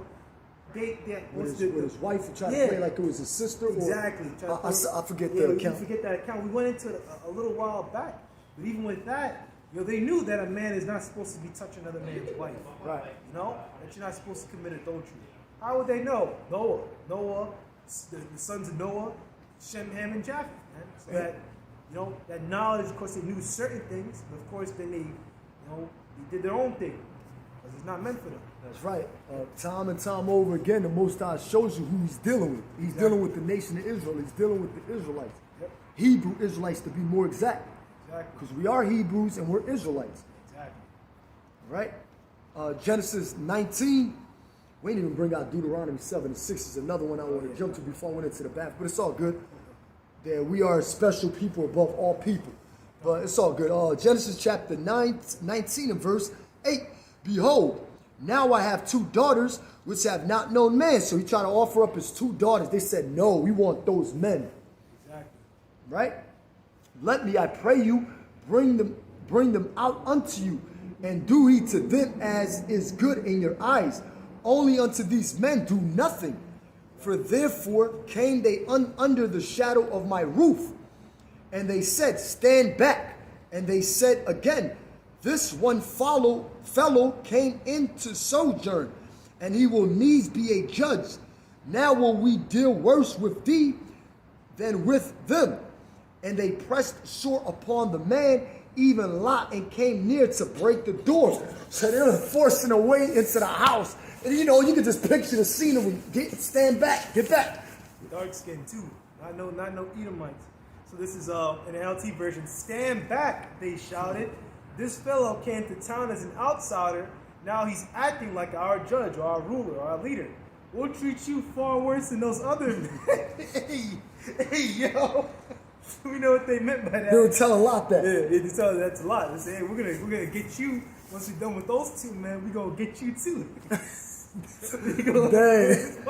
And we're gonna go into it too in this lesson. Lord willing, we go into it. Yeah. How that this place, America, is worse than Sodom. And we're gonna grab all them scriptures, but we're building up this foundation here to go into it. And they lunged toward Lot to break the door. God, lunged towards Lot to break. So meaning they threw themselves to a Lot or to break the door. Try to break the door open so they can, get man cheeks. God. Well, really, angels. That's wicked all across the board. Man, angels, that's wicked, man. And no angels don't have sex. So these were Africans, man. Yeah. These were Hamites, which today will be the Sudanese, the South Africans, all scattered around South Africa. And they're also in other parts of Africa as well. All right? Yep. Verse 11, and they smote the men that were at the door of the house with blindness, both small and great, so that they weary themselves to find the door. So they had to fuck them up to a point that, look, man, stand back, get away from here. Exactly. You know, they were burned in their lust. Matter of fact, you want to grab that right quick? Romans chapter 1. Oh, yeah, I got that. I forget where the verse is at. This is the book of Romans chapter 1, verse 26. For this cause the Most High gave them up into vile. You can start from before, but you get to wherever you feel is necessary to start at. I'll start verse 25. We change the truth of the Most High to a lie and worship and serve the creature more than the Creator, who is blessed forever. Amen. All right, so Israel, our people, that's what they've done. They serve these other nations. They've gone after the way of Balaam, and these different heathen idols, idolatry. A lot of these things that you see in these other nations, bullshit. It's all Nimrod, Semiramis, Tammuz, over and over and over again. Okay, so that same cult worship the same idol worship, not really cult worship, but idol worship of these created things time and time again. All right, I'll keep reading. Change the truth into verse 26. For this cause the Most High gave them up into vile affections. For even their women, they changed their natural use into that which is against woman. All right, and which is against nature. Yeah, for even their woman did change natural use into that which is against nature. When you read the NLT version, even the woman turned against the natural way to have sex and instead indulged in sex with each other. Right, lesbianism. Exactly. It's very big in our people. I knew people before I came to the truth all the way back in high school, man. All the way 2015, 2016, down to 2018, 2019. Those women, and I went to a predominantly Negro school, they were all into that, man. It was very wicked. All right, that's common. Verse 27, likewise. Matter of fact, let me bring this out right quick to back you up. Yep. Isaiah chapter 3 and verse 8, like the brother said, it's very common in today's society with our people. Exactly. For Jerusalem is ruined and Judah is fallen, because their tongue and their doings are against the Lord, to provoke the eyes of his glory. The show of their countenance doth witness against them, meaning the way they appear. Because you can see a homo from a mile away. You can smell him, man. You can smell him. When we out there in camp, you already know that's Yeah, you can see a guy, even the way like a chomo handles his money, man. He has a certain way he handles his money. He handles his money like a woman. A lot of these guys, when you see that everything is about them, all right, that's a very womanly trait. Yep. That's feminism. Feminism, man. Yep. They're very feminine, effeminate. When you read in 1 Corinthians, the 6th chapter, around the 8th, 9th, and 10th verse, even Paul says, "Such were some of you, but you are washed," which means that there's a distinction between being effeminate, being an abuser of themselves of mankind, and being in the truth. Right. There's a clear distinction. Right. Okay? Because when you're washed, you put away those things. At Corinth, they were like that, man. All right? Right. Washed by the word, not washed by physical water. Exactly. The show of their countenance, meaning their appearance, doth witness against them. They declare their sin as Sodom. They hide it not. And in this society, they're proud. The scriptures say folly is set in great dignity. In this society, people look up to give me some rappers that put on dresses. I got you. Little Nas X. Little Nas X. Man, there's more. What's the dude? The baby. he wear dreads. Is it him or Little Nas X? Little Nas X does it. Not the baby. I don't know if it's Little Nas X. I know. Remember he had that video of him twerking and shit. Yep. So I just looked up rappers and dresses. Let's see here. You got this Snoop Dogg. Is that? Let me see something.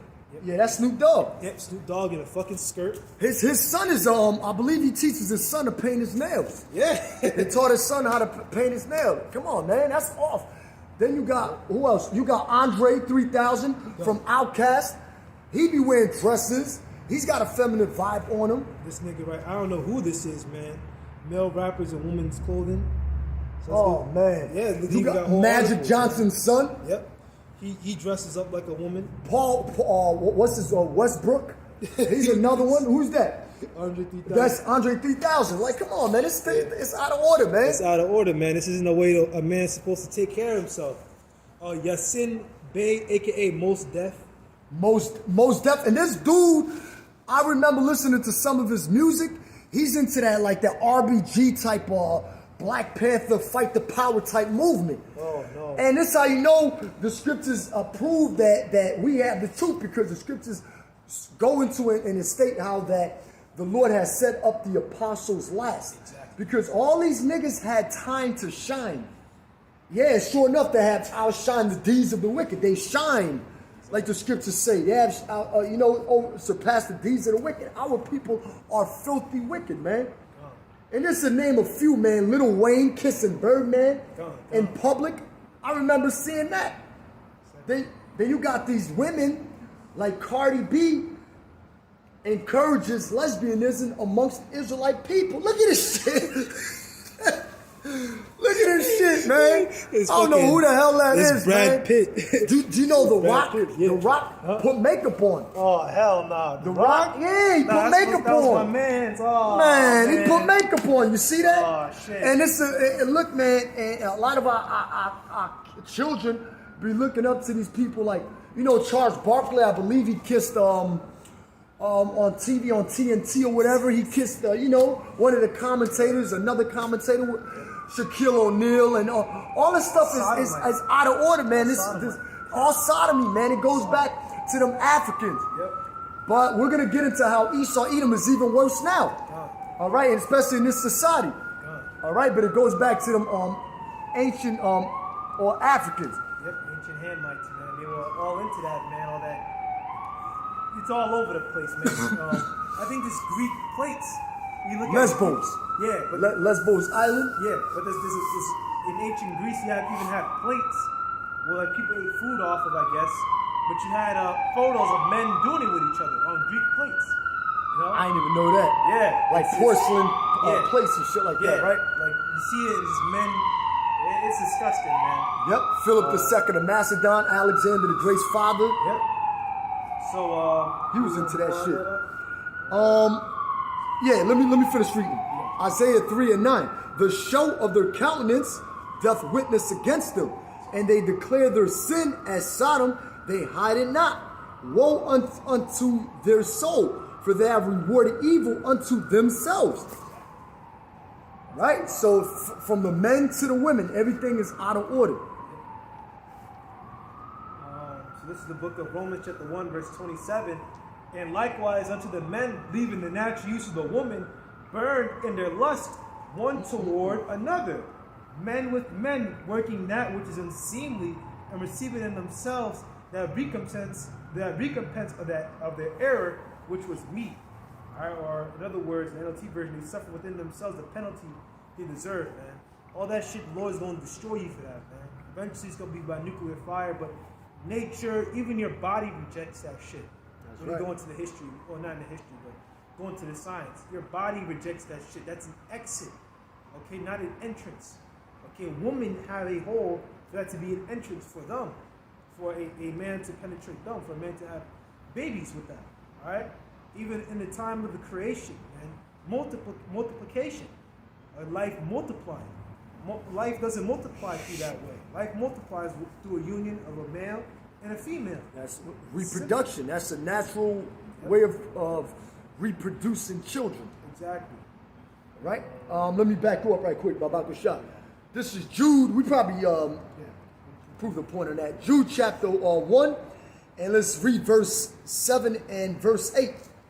Even as Sodom, matter of fact, read verse 7. Even as Sodom and Gomorrah and the cities about them in like manner, giving themselves over to fornication and going after strange flesh.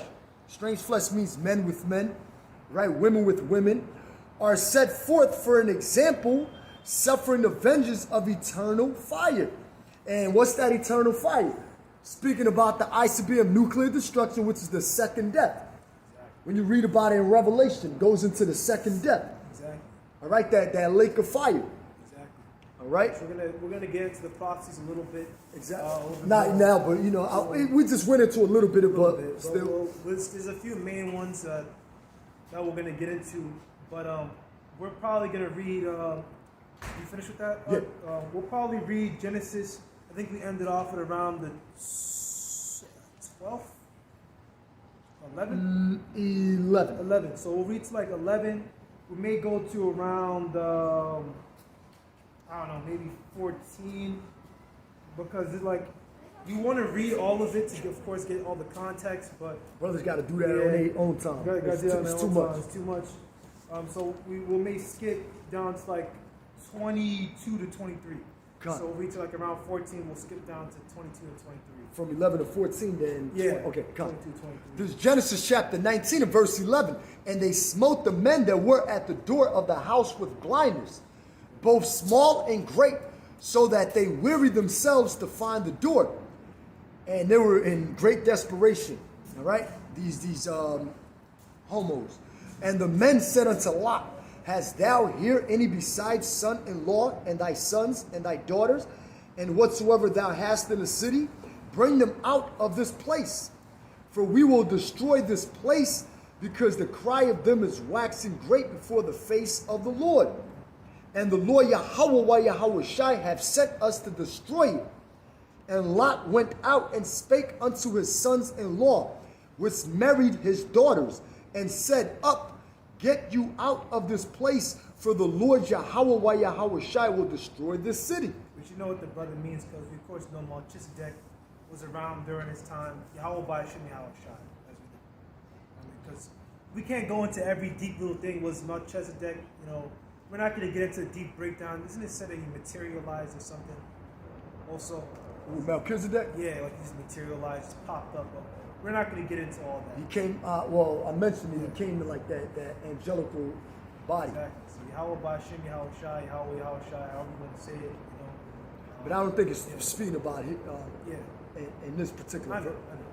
Or you just mentioned it, though. I just mentioned because, you said Yahweh Shai, but also about Melchizedek. So it all ties in, all right? It's all the Lord's program, right?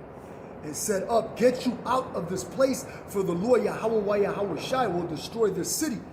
But he seemed as one that mocked unto his sons-in-law. The young men, in NLT version, the young men thought he was only joking. We'll skip, actually read this seven.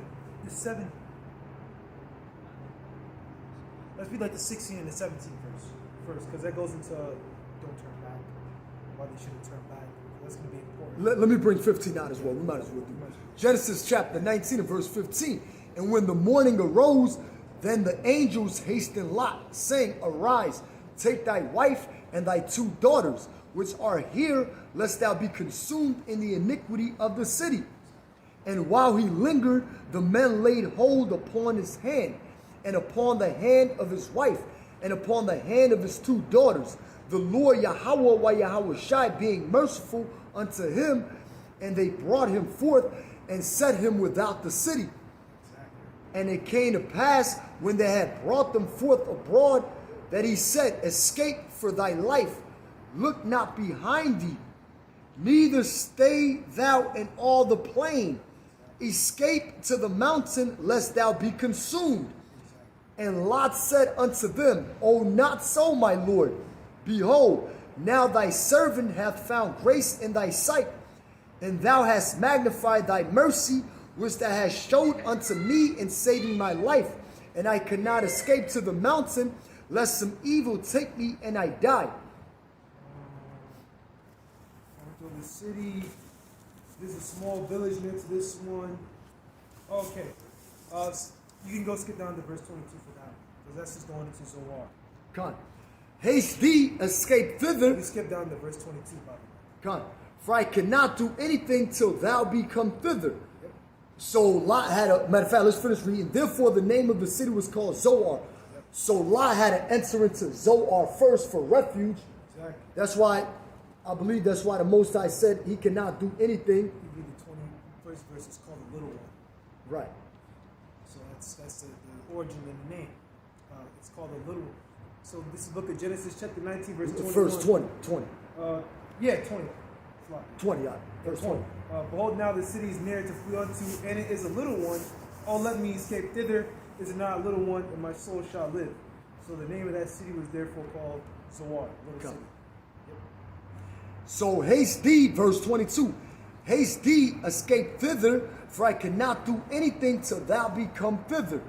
Therefore the name of the city was called Zoar, which means little place. It's called Bella too. Bella, so it must have been called Bella before then got the name Zoar. God. God. The sun was risen upon the earth when Lot entered into Zoar. Then the Lord rained Sodom and upon Gomorrah brimstone and fire from the Lord out of heaven. I want to make a point here. Yep. Grab Isaiah chapter. Oh shit! Damn! Isaiah, hide thyself in thy chambers until the indignation be overpassed. Babakusha.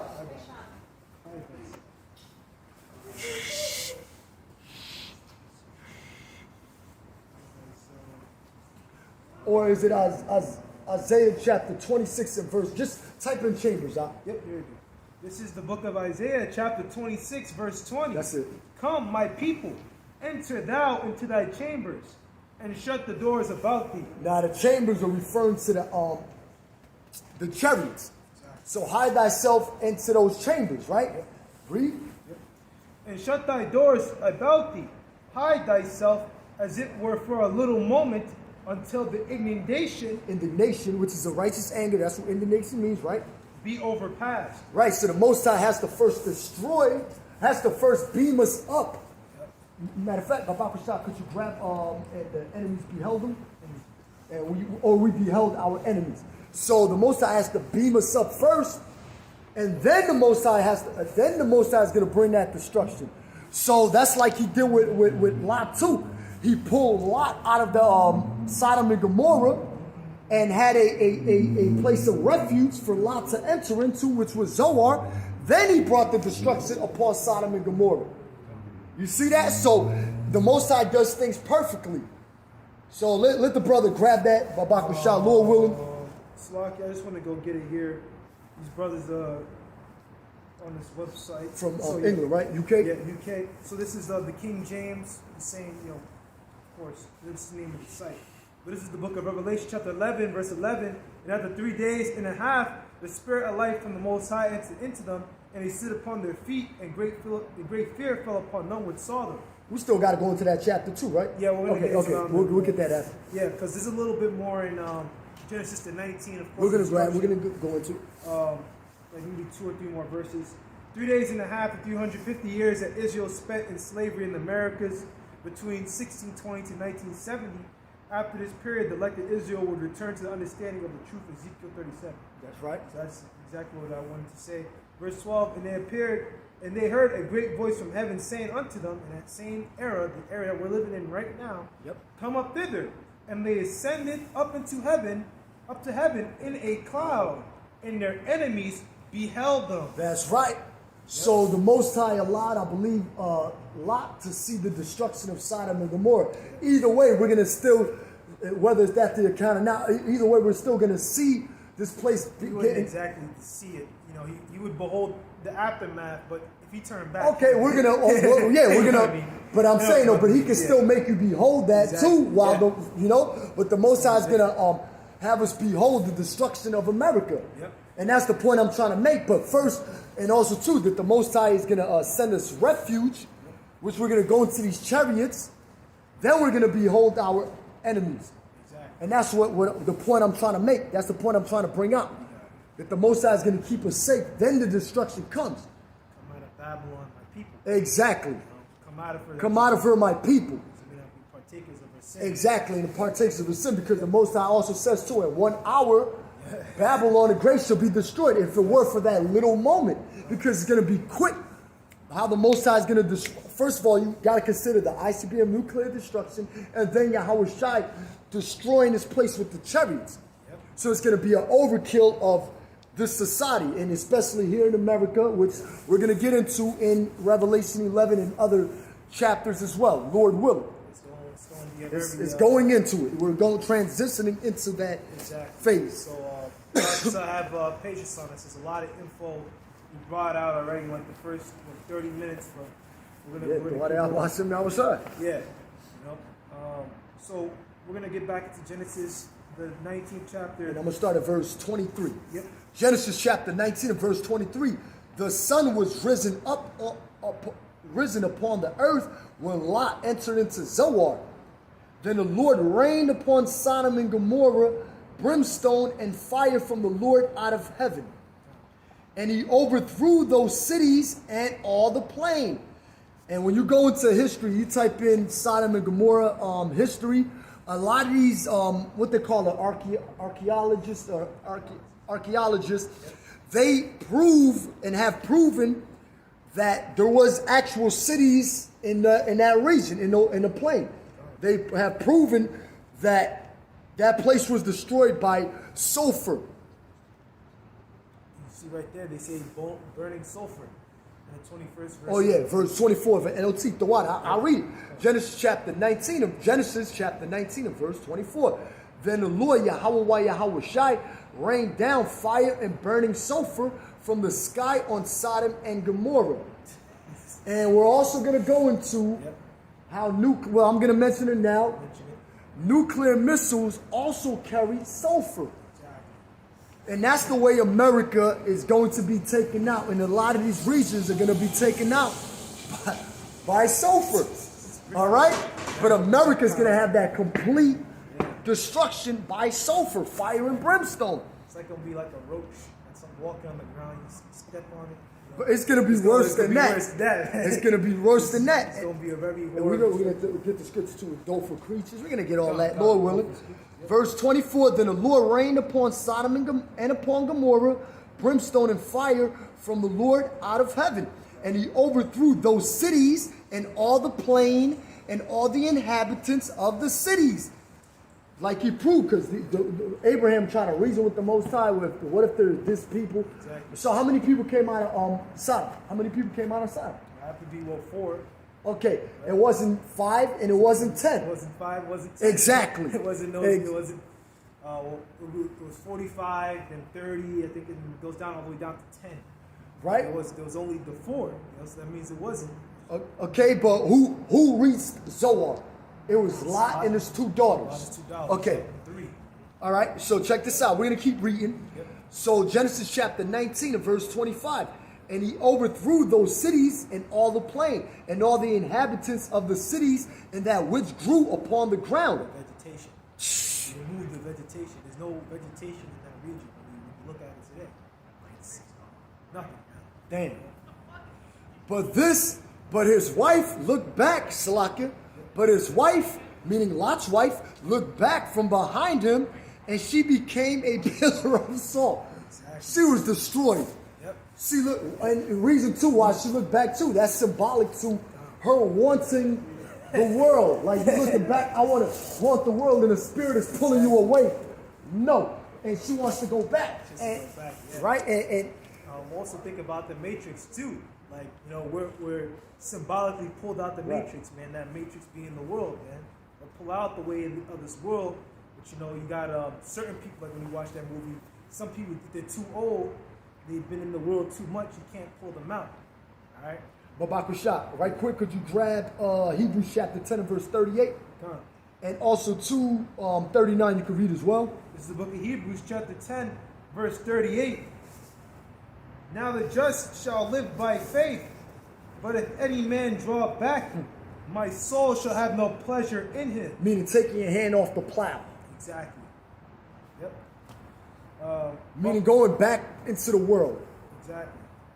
But we, verse 39, but we are not of them who draw back into perdition. Which perdition means destruction, right? Exactly. But of them that believe to the saving of the soul. Right, we believe that Yahweh Shai, the Heavenly Father, is going to send Yahweh Shai to deliver us. That's faith. You got to have great faith. Exactly. Right? That's this things hoped for, things not seen, but things hoped for. Exactly. If I believe I quoted that. Well, I know I butchered the quote. I think that's... But nonetheless, brothers know, Yeah, faith is the substance of things not seen, things yet. Right. Things hoped for. So that's what faith is.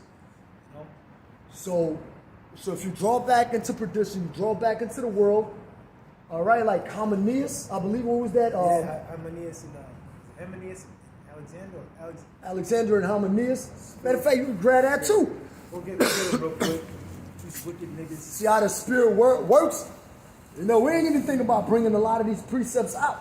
But it just when you're doing videos, the spirit allows us to or subs with us to go into these precepts. Yep. It's always a joy. Yep, Alexander and Hymenaeus. So, as a king, so yeah, so this is the book of 1 Timothy chapter 1, verse verse 19. This is the book of 1 Timothy chapter 1, verse 19. Holding faith and a good conscience, which some having put away concerning faith have made shipwreck. Let me get that another version. Have made shipwreck. Meaning they there's a one that says they went back into the world. Yeah. There's another one. The second. I'll read this one first. This is the book of 1 Timothy chapter 1, verse 19. The NLT version. Cling to your faith in Yahushua and keep your conscience clear. For some people who have deliberately violated their consciences, as a result, their faith has been shipwrecked. Why? Because their faith is, their trust is in the world. Exactly. Not in the Most High, not in Yahushua, not in the Heavenly Father, but in the world. Yeah, exactly. Not in this truth, not in this gospel, yep. But in the world. That's what Lot's wife symbolizes. Yep. We're going into. Verse 20, of whom is Hymenaeus and Alexander, whom I have delivered unto Satan, that they may learn not to blaspheme. Right. So he got rid of them. But it's the one that says that they went into the world. Come on. There's another one. I think it's like verse 20. Oh, Hymenaeus. Here we go. This is another one in the second chapter in the 17th verse. The word will eat as doth the cancer. Let's read that one too. This is the book of 1 Timothy chapter 2, verse, let me see. Oh, 2 Timothy. Slack, yeah. So this is the book of 2 Timothy. There's more than just Hymenaeus. I think there's other ones too. There is, but I just want to just go into that just to prove that point. We ain't got to get. This is the book of 2 Timothy chapter 2, verse 16. But shame, profane, and vain babblings, for they will increase into more ungodliness. As we know, if you go into these things, you're going to be more and more ungodly. Other scriptures that we brought out, waxing worse and worse. Verse 17, and the word will eat as doth a canker, of whom is Hymenaeus and Philetus. This kind of talk spreads like cancer, as in the case of Hymenaeus and Philetus, who concerning the truth have erred, saying that the resurrection is past already, and overthrow the faith of some. Okay? So that's what they were saying. They were saying that the resurrection has already came, that as a resurrection of the dead has already came, or that, in other words, you're already in new bodies. It's madness, man. That the new covenant, right? Basically what they're saying, the new covenant. I believe Sakari teaches that. Exactly. Well, I know you do got a lot of Israelites that teach that we're underneath the new covenant. Yep. That's off. We don't have new bodies, so that right there contradicts or goes against 1 Corinthians, the 15th chapter, having new bodies, right? That goes against the teachings of the chariots, because you can't bring these type of bodies in chariots, so that cuts that.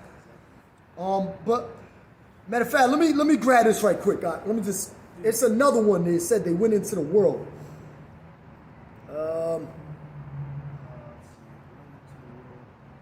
Because there's a lot of. It may not be Hymenaeus. Another one, Hymenaeus and Philetus, or Hymenaeus and Alexander, may be another one. Because these guys are heretics, man. They were like known heretics, meaning people that were into these and going into different things.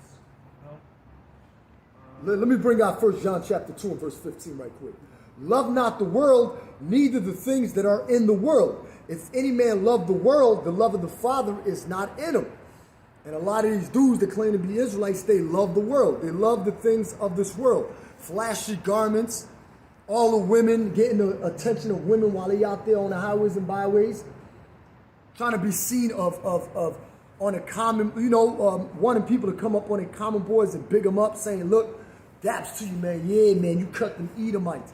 Yeah, it was Sakari versus GMS. We don't even think like that on this side, man.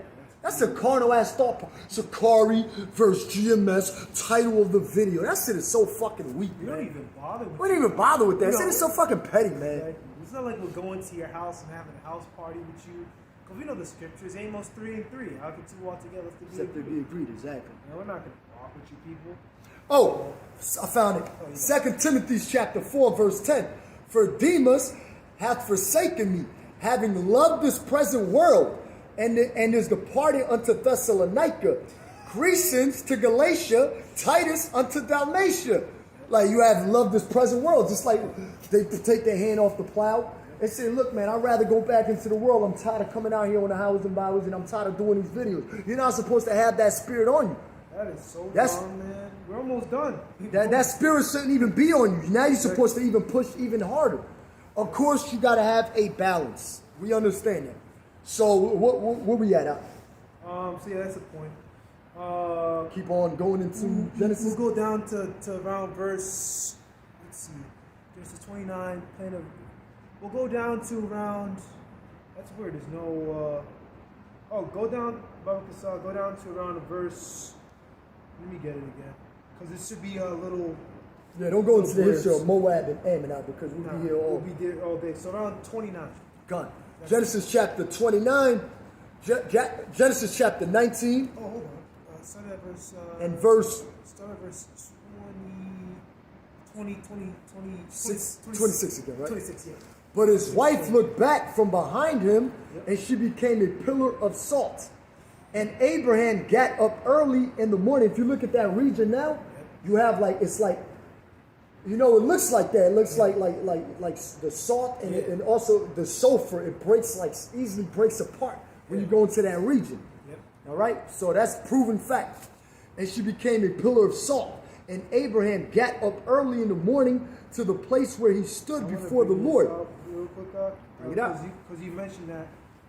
So this is the 1911 Encyclopedia Britannica, Sodom and Gomorrah. Skipping down a little bit, the most striking coincidence is Jebel Usdom, by some equated with confidence to Sodom. These names are radically identical, but the hill is merely a salt ridge, 600 feet high and 7 meters Salt, high. right? Yes, salt ridge. Come. Yep, and 7 meters long and cannot possibly represent an ancient city.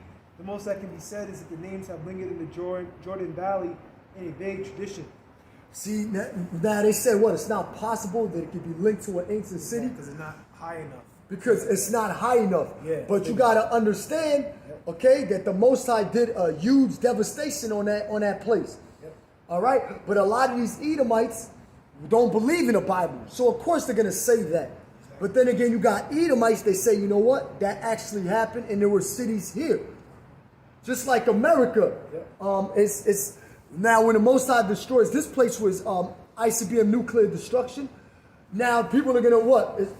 We're not going to be like, oh, was America here? You're not going to think. It was the old world. It was back then. Or meaning it was back then. Not the old, but it was back then. Yeah. So you got to consider these things. So if the Most High brings a huge catastrophe here to the shores of America, people are not going to even be saying there were cities here. That's how much the Most High is going to fuck this place up. That's what I wanted to bring out right quick. But Genesis chapter 19 and verse 27. And Abraham got up early in the morning to the place where he stood before the Lord. And he looked toward Sodom and Gomorrah and toward all the land of the plain and beheld. And lo, the smoke of the country went up as the smoke of a furnace. Right? And it came to pass when God destroyed the cities of the plain that Yahweh Shai remembered Abraham and sent Lot out of the midst of the overthrow when he overthrew the cities in which Lot dwelt. And Lot went up out of Zoar and dwelt in a mountain. All right? And his 2 daughters with him. Yeah, we can stop right there. Okay. Stop right there. Yeah. So we went into that account. I know we brought out a lot so far. We brought out to you history. We brought out the actual account. We brought out a little bit of scriptures here. But now we want to get into the prophecies. The prophecy part. And how it applies to today. Now, when you read that it was when Abraham saw Sodom and Gomorrah, it was like a fire burnt in a furnace, or like the smoke of a furnace. That's going to be much worse than what's coming here to America. Much, much worse. So we're going to get into the scriptures real well. This Isaiah chapter 13, starting at verse 1. The burden, we go to Jeremiah 50, 51, Isaiah 13. Well, so I'm reading Isaiah 13, Revelation, whatever you want. Jude. Isaiah chapter 13 and verse 1. The burden of Babylon, which Isaiah the son of Amos did see. Lift thee up a banner upon the high mountain. And that banner is the scriptures, and it's the Bible. All right? And the high mountain refers to America being the highest government on earth, or the highest rulership and position on earth. Right? Exalt the voice unto them. Shake the hand, meaning you telling this place off, set our face against Mount Seir, Esau, Edom, right? Shake the hand, even our people, 2/3, these Sodomites, that they may go into the gates of the nobles. And we are in the gates of the noble. We are here on the highways and byways as well. I have commanded my sanctified ones. And the sanctified ones are speaking about the angels. Oh, my bad. Speaking about the elect. All right, or the hopeful elect. I have also called my mighty ones for mine anger, and the mighty ones are the angels. All right, so like it for that slip up. Yeah. The mighty ones are the angels. Even them that rejoice in mine highness. Verse 4, the noise of a multitude in the mountains, like as of a great people, a tumultuous noise of the kingdoms of nations gathered together. Babakusha, could you grab Joel chapter 3? You can start from the top. Right? The Lord of hosts mustereth the host of the battle. This is the book of this is the book of Joel, chapter 3, verse 1. Behold, in those days, in that time, when I shall bring again the captivity of Judah and Jerusalem, I will, talking about this time now, Judah and Jerusalem have been captured. Israel, right? Okay, starting with the northern kingdom, and of course moving down to us. I think the sons of Judah, Benjamin, and Levi. During the time of slavery, 1620. All right, starting in around that time period. Verse 2, I will also gather all nations and will bring them down into the valley of Jehoshaphat. Jehoshaphat. You can say it like that. Well, where's Yahweh Mashaphat in the Hebrew, which means the Lord's judgment, and it's speaking about referring to the Middle East. That's where World War III is going to take place. Yep. All right. That's why you see a lot of rumors of war, tensions in Kazakhstan, which eventually, even though they're fighting for like fuel prices or rebelling against their government over that, but still, things like that lead to World War III because the world is stressed the fuck out. All right, you got the tension between Ukraine, the European Union, how Russia doesn't want the European. They're saying that the European Union is too close to Crimea in that region, like pretty much telling them to back off that they're in that region. This got Ukraine wanting to join NATO. NATO has an open door policy, right? Where if they'll take anybody, if you accept, if you complete their requirements to join NATO, and you have the requirements that they need you to have, and you're available to join, then you're supposed to be able to join. Right. So if Ukraine wants to join NATO, according to NATO policy, they're supposed to let them in. All right, but Russia's saying if you do that, it's going to be war. It's going to be war. They don't want that because Ukraine used to be part of the former Soviet Union with, I believe, Gorbachev. Gorbachev. My father used to speak a lot about that. Gorbachev and Russia back then. He knows a lot of that, like politics, but we know more. I didn't say it like that. I'm not saying trying to be area. I'm sarcastic with it. Exactly. We're the Lord put that spirit of prophecy on brothers, so we're gonna. Cover to prophesy. That's the best gift. I don't want to bot, man. He brings it all out. His last camp, most recent camp. Right. He said something about the CIA and this Kazakhstan thing. But the CIA has been trying to destabilize the regions, giving money to warlords. Every war is a banker's war. Exactly. Like the saying goes, every war is a banker's war. Exactly. So World War III is inevitable and it's going to happen. So Jehoshaphat is Yahweh Mashaphat. That's where the Lord is going to judge these heathen nations. China, all right, Iran. America. Exactly. He's going to have all these nations come together to fight. And who's going to bring America into the war? where it says that surely the least of the flock should draw them out. That's speaking about Israel.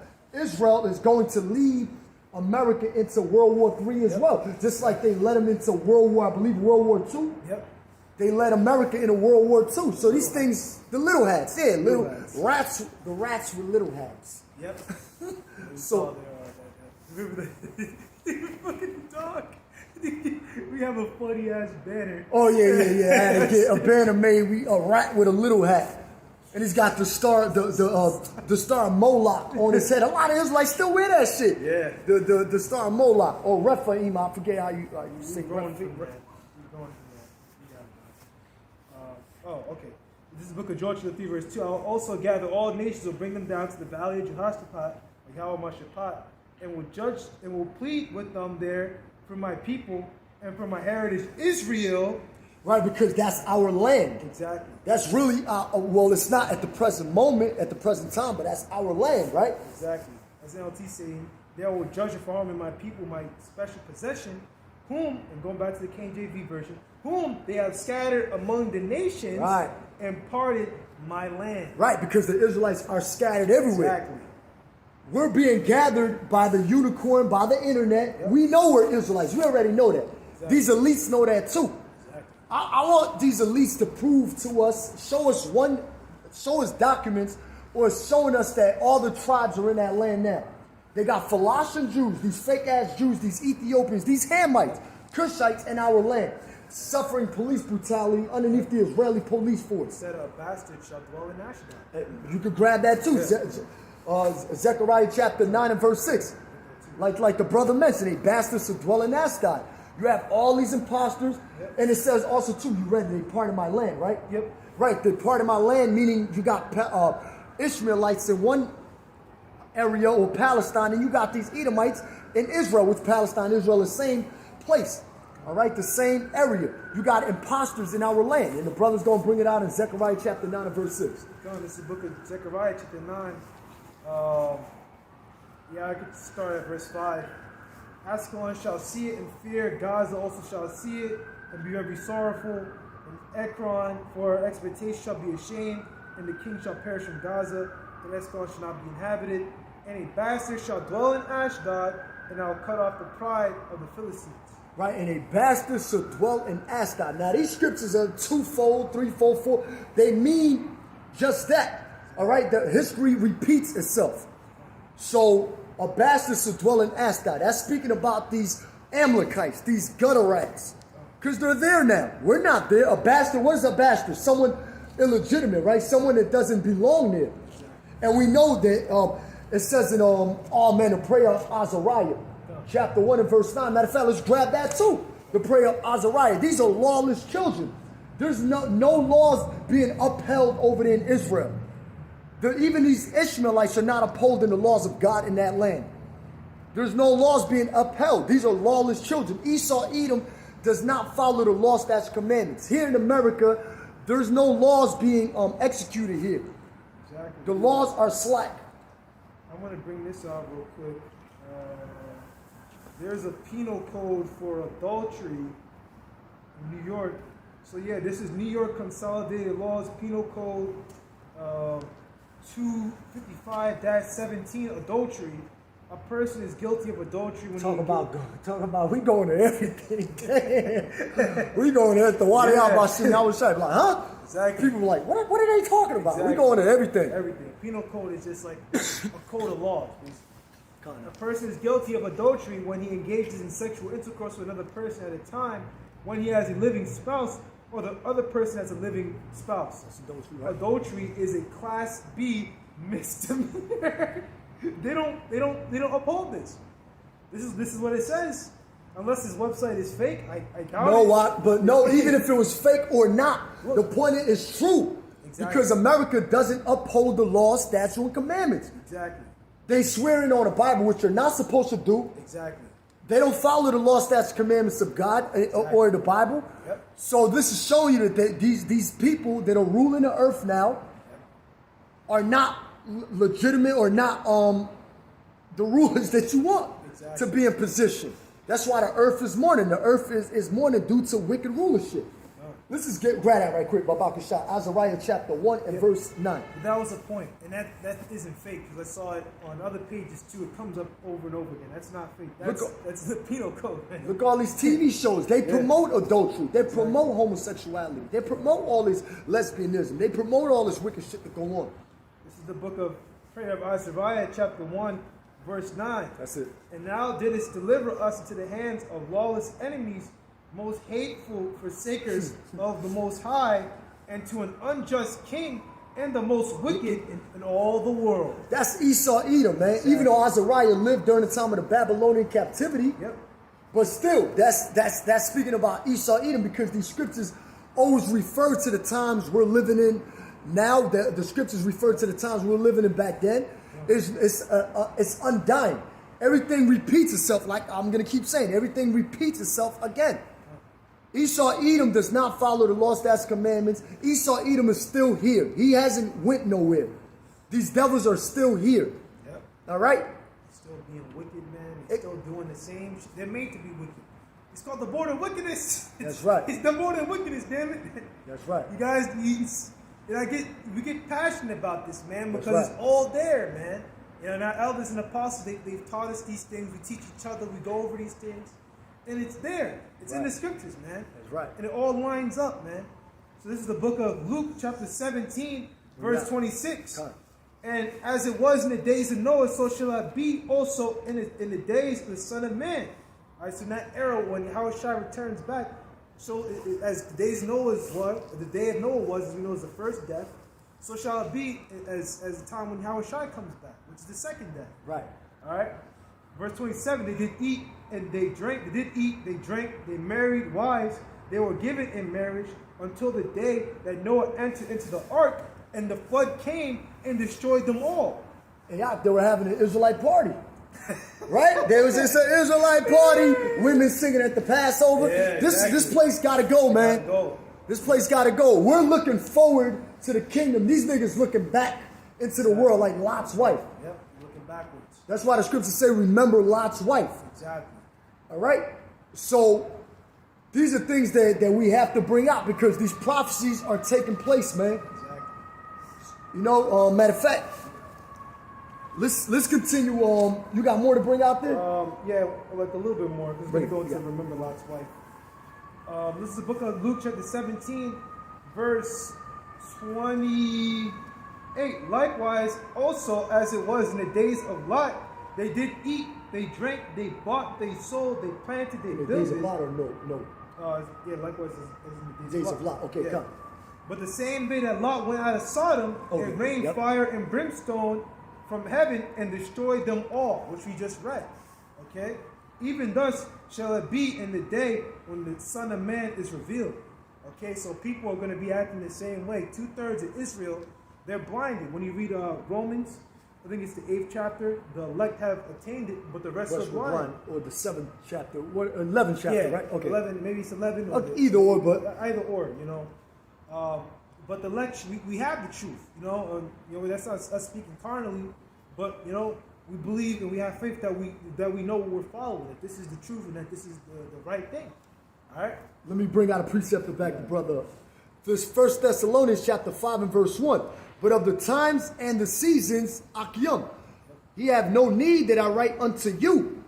For yourselves know perfectly that the day of the Lord, Yahweh Yahushai, so cometh as a thief in the night. Now, a thief is not going to tell you what time he's coming. So you got to be prepared, right? So the elect are going to be prepared, or the ones that hope to be delivered on the side, or, you know, the hopeful elect, as we like saying.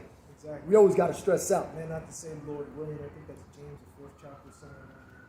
But that's true. We have no power. We ought to say Lord willing. We have to say always. Yep. And it says here, so we know perfectly why, because the Lord put the spirit of discernment and knowing exactly the times that we are living in. Ecclesiastes 3.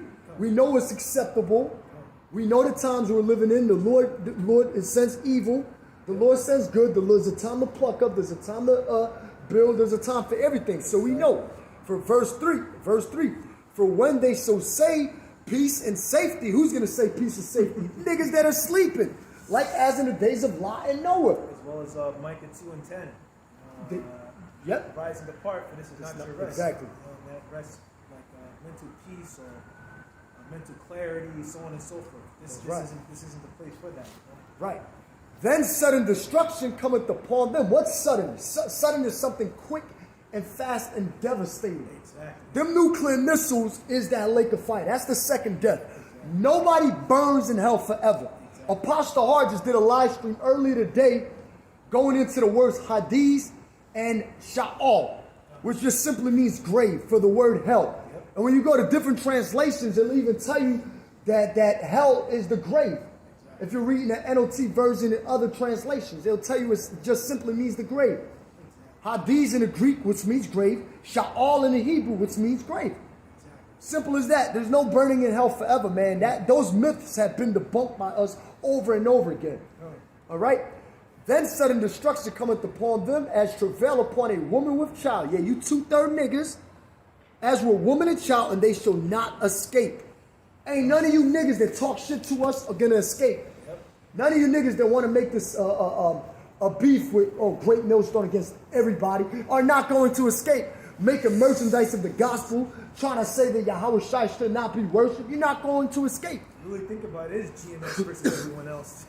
It is. Think about it, it's the truth versus everybody else. That's just the way it is, man. All right, the spirit of prophecy. That one scripture you brought. That was it on. I just want to bring that up. In 1 Timothy's, they don't take heed to these wholesome words. That maybe he's proud, arrogant, he knows nothing. Right. All right. A man that thinks himself to be something when he is nothing, he deceiveth himself. A lot of you people in this society are self-deceived. You actually believe you could talk shit about the Most High and His Son and the prophets and get away with it. Don't you know the Most High set you up to do exactly that? Every idle, exactly. I was just saying. Every idle word that men shall give an account in that day. And also, too, it says that your tongue boasts, your tongue is a whirl of iniquity. You have to be careful what you say. You have to be careful what you say. You have to be careful what you do. You have to be careful what you think. Every idle word is being recorded. All right? How you talk, what you do, because it starts with thinking, and then it goes to doing. It goes into the Mark the 7th chapter, man. It starts with those thoughts and becomes action. So you gotta check yourself, you know. Examine yourselves to see if you be in the faith. So wait a moment. If we were perfect, we wouldn't have to examine ourselves. Sakari. Exactly. So do you examine yourself? Wait, but they keep the laws perfect, though. Why? Wait, they women is not wearing no head wrap. They ain't got no fringes. What's going on here? Got all this makeup looking like Jezebel. Mascara on your face. What's going on? That's why you don't have niggas is fucking weak, man. This is the book of, I'll finish reading this. This is the book of Luke, 17, verse 31. In that day, he which shall be upon the housetop and his stuff in his house, let him not come down and take it away.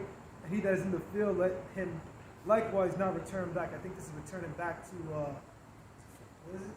When was it? 60 AD? 70 AD? Speaking about 70 AD. 70 AD. But of course, through the Spirit, it's going to be like that time, now. It's going to be worse. Yeah, but I mean, like, if the Spirit has you leave your home, you ain't going to go back to your home and, if martial law, however it goes down. And that message is really speaking about the elect. Exactly. When Yahweh Shah told us to flee, only the elect will flee because you had the Sakaris that stayed back and got invaded by and Masada. They got invaded by the Roman Empire or the Roman government. And they wanted to stay there and fight carnally, and they all died. Exactly. They started eating themselves or even committed suicide, actually. They started committing suicide because, like, fuck that shit. They had too much pride, man. They didn't want to follow rules and regulations, man. Yahweh Shai said, flee to the mountains. We fled to the west coast of Africa, and we fled other parts. Also, we fled into other parts of the earth as well. We just didn't say, you know what, I'm going to fight over the Romans. You're going to lose. Yahweh Shai even said, if this is my kingdom, then my servants will fight. Exactly. This ain't our kingdom. We're not going to be having no guns on the highways and byways. I don't even care if you live in Arizona where you can carry, openly carry out there in Arizona, have a license to carry. Real men would not do that. Real men of the Lord would not even do that. Because we know we're fighting a spiritual warfare. This is how you know they don't believe in the gospel. Ephesians chapter 6. We fight against principalities and spiritual wickedness in high places. How do you fight off the wickedness? Through the scriptures. By fighting off these devils. But not like with guns, because carnal weapon, you're gonna lose, man. Even one of the dudes in HOI even said, we got Esau's blessing. One of them actually made a statement like that in a gun range. I'm like, you're going to lose. You niggas do not know what you got yourselves into. These devils got weapons that'll blow you. Man, they'll blow you 20 feet back, man. You know what kind of weapons these Edomites got? Look at the Germans. The Germans are known for creating different assault rifles. The wise men of Teman. Wise men of Teman. Fucking take your brain and toss it back there somewhere, man. They got guns that shoot around fucking corners, man. Exactly. All right. But yeah, this is the last verse, verse 32. Give me a pistol, son. I'm gonna handle this Edomite. Race war, race war. Listen, one of the disciples that had a sword, you can't use that as an excuse, man. One of the disciples had a sword. Right. Yes, it's legal. You can have a weapon. If you're gonna have a weapon, it should be legal. You shouldn't be having illegal weapons.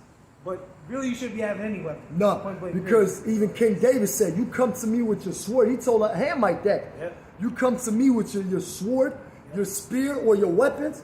Roughly quoting, I come to you in the name of Yahweh Ba'ashem Yahweh Shai. Exactly. All right? I will not trust in my bow, neither shall my sword save me. Psalm 44, 4. That's the real house of David. Trusting in Yahweh Ba'ashem Yahweh Shai to deliver us. That's what real spiritual men do, man. This is the book of Luke chapter 17, verse 32. Remember Lot's wife. Mm-hmm. So remember that. So it came up again. Remember Lot's wife, because Lot, she looked back, she turned to a pillar of salt. So in these times now, it's more important to be girded up, you know, and to go into the proper understanding, to go into the scriptures, you know, to repent. Yep, the Lord's in your You mind. know, and also, as Elder Sakaran said, squash that shit. That's important also. Yep, a lot of petty shit that goes on behind closed doors that the apostles might not see. And brothers still having an evil eye towards each other, animosity towards each other. You know, and that's bullshit. Like the brother said, it's madness. It's madness. And you claim to be laboring with a brother, you claim to love your brother as yourself, which is a law in Leviticus 19 that Yahweh Shai referred to. No greater love that a man should lay down his life for his brother. Exactly. You got dudes that are just not brotherly at all, man. Even in Great Millstone. Of course. If it didn't come up, then if it wasn't true, then the elders wouldn't bring it up. Exactly, because it happens in Great Millstone. All right? It happens in Great Millstone as well. But this is greater than just putting Great Millstone on your title, man. You could put Great Millstone, I'm from this state, I'm from that state. I don't give a fuck what you put. If you're not in the spirit of Yahweh Ba'ashem Yahweh Shai, the Lord is going to kill you, man. All right?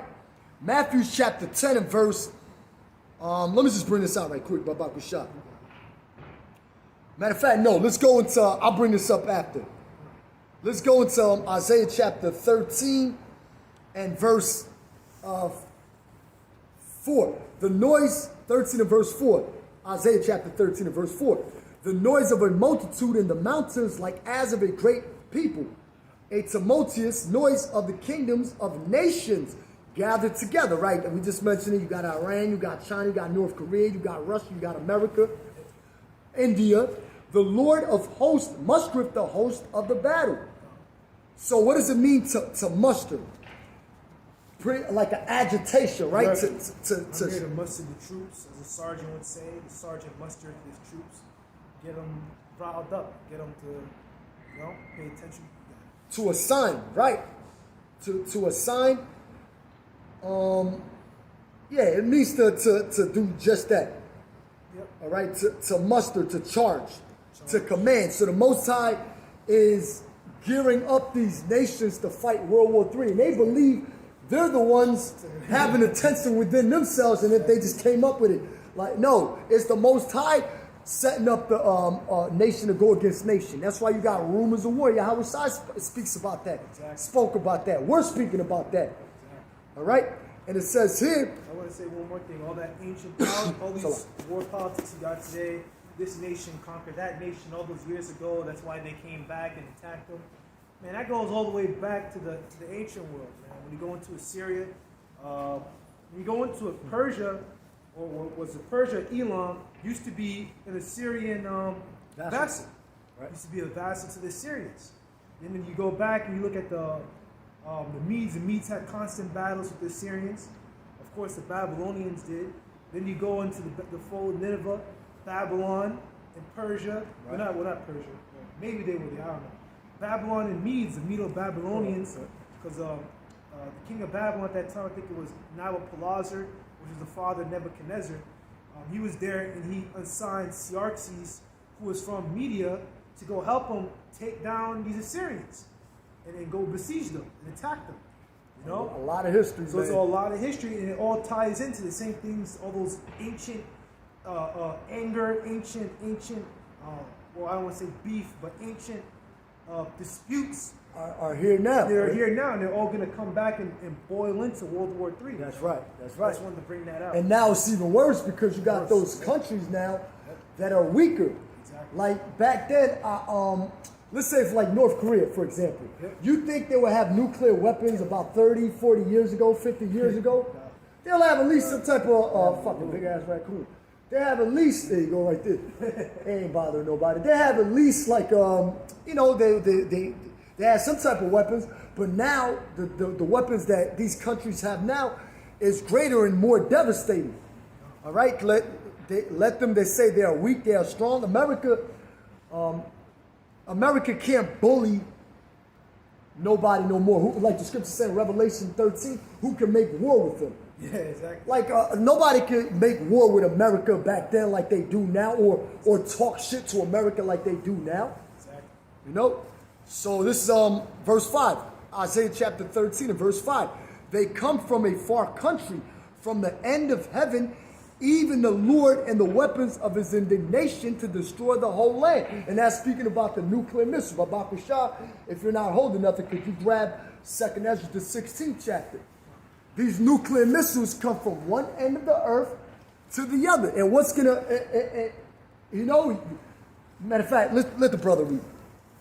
I don't know if you want to start at verse 1. Maybe we can kind of skip down where it says when they be shot from one end of the earth to the other. That's the weapons of the Lord's indignation. I look up that word world. Here, finding page. World. Okay. So this is the book of 2nd Ezra, chapter 16, verse. I'll start verse 13. Like I said, we're going to be here for hours if we bring so many. We'll probably bring out a few more. I want to get to 2nd Peter, the 2nd chapter. The 2nd Peter is the 3rd chapter. 2nd Peter is the 2nd chapter. Oh. That's right, huh? The earth quaketh and the foundations thereof. Oh, I've read the 12. I might as well read the 12. Just read it. You got it, huh? Yeah. The earth quaketh and the foundations thereof. The sea ariseth up with waves from the deep, and the waves of it are troubled, and the fishes thereof also before the Lord and before the glory of his power. For strong is his right hand that bendeth the bow, his arrows that he shooteth are sharp, and shall not miss when they begin to be shot into the ends of the world. Right. So the nuclear missiles are going to go from one part of the world to the other. Russia has what you call hypersonic nuclear intercontinental ballistic missiles. Right? So these missiles are going to be shot off from one end of the earth to the other.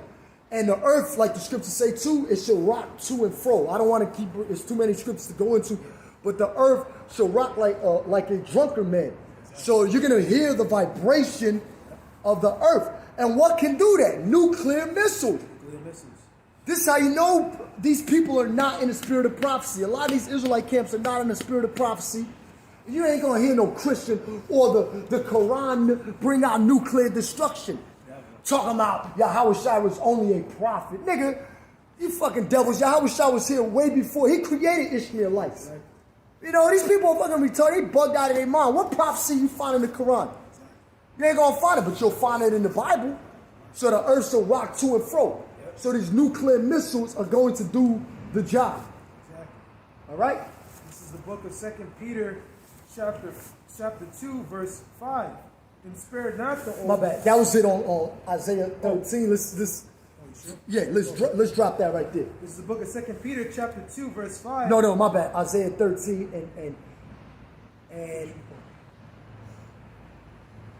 okay. Let's drop that right there, and I'm gonna jump to 19. Go ahead, you got it. You sure? Yeah. Go ahead. You got Peter, it. chapter 2, verse 5. And spare not the old world, but save Noah, the 8th person, a preacher of righteousness, bringing in the flood upon the world of the ungodly.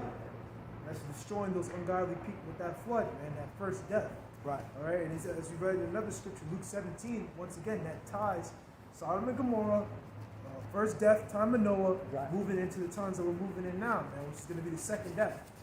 Verse 6, and turning the cities of Sodom and Gomorrah into ashes, condemned them with an overthrow, making them an example unto those that after should live ungodly. Okay? And turning the cities later, all right, destroying Sodom and Gomorrah with that overthrow, with that judgment, with that fire from heaven, to be an example or a showing unto those that after should live ungodly, which is people haven't lived and followed that. They haven't followed that example. Right. A lot of you pride ass women out here, the scriptures say, she that liveth in pleasure is dead while she liveth. Exactly. You got all this, a lot of this America pushes that vibration of Sodom and Gomorrah. Exactly. That's why the scriptures in Revelation, the 11th chapter, says that like Sodom and Egypt. Exactly. And it mentions Sodom because why? Because you have this shit going on. You have these people, you got how you say, you got a Nicanor walking around. You got Philippator. You got because you got them all over the place, man. Your son might be in a classroom and he's sitting next to Seleucus Philippator, man. Right. Or your teacher is Antiochus the Fourth of Epiphanes. Right. Your fucking math teacher, man. That's right. That's right. He might, and if he is, he's gonna get judged. And it puts that vibration in the school system. They teach our children transgenderism. That right there is off. Exactly. That right there is out of order. To praise the Greeks. Right. And they're doing the same exact shit. Look, man, it started off with that homosexuality shit. Started with them Hamites. Then it trickled down, and the Edomites took it to a whole nother level. That's why this place has to be destroyed by ICBM nuclear destruction. You see what these Edomites do? They be wearing those leather suits, those BDSM suits. I put in a video of some Edomite, he hung himself. I know what you're talking about, them tight-ass leather suits, them leather chaps. This is fucking bugged out, man. It's crazy, man. I have another, I think I put it on the video that we did about the Renaissance in the beginning, the intro. I see. The Edomite literally hung himself. He killed himself. Yeah. He got a fucking rope. That's people do that for sex, man. That's what they call a fetish, man. That's what you call that. Those are suits they put on for orgy parties. Orgy parties, yeah. They whipping themselves with chains. And them Edomite men, they like when they women be whipping their ass with, come here, boy. Oh, mama, please give me another whooping. Boom. And they do that. This place has to go, man. That's why the brother read and making them in examples of them that hereafter should live ungodly. It's speaking about here in America. This is why, I got to grab a sock. Let's back you up right quick.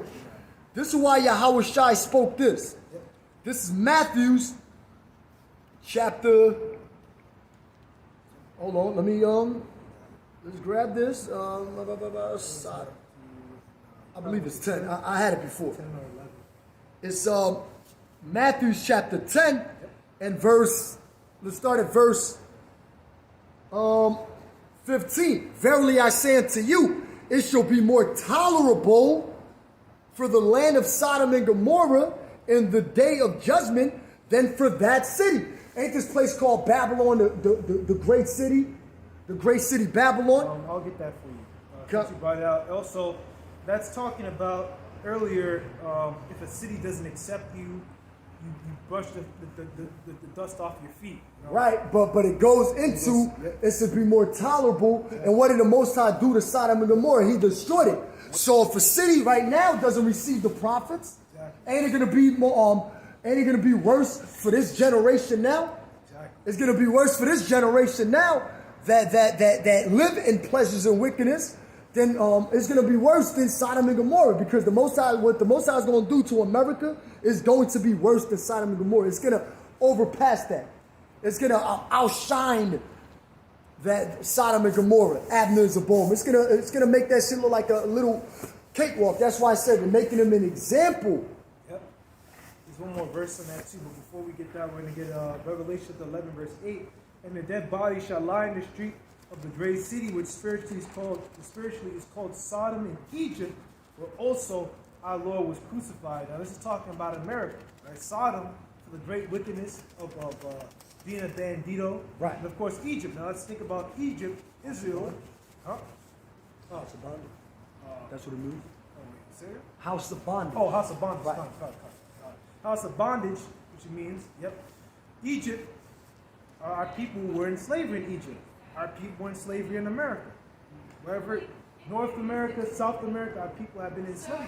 Ask a scholar to break this down. Exactly. You ain't going to have no biblical scholar say that Sodom and Egypt is speaking about here in America. They're not going to tell you that. They're like, well, Egypt is just, they have this sob-ass, long-ass story and cannot tie it in with prophecy like we're doing now. Exactly. So that's all I want to get on that. Back to 2 Peter, it's the book of 2 Peter chapter 2, verse 7. And delivered just Lot, vexed with the filthy conversation of the wicked.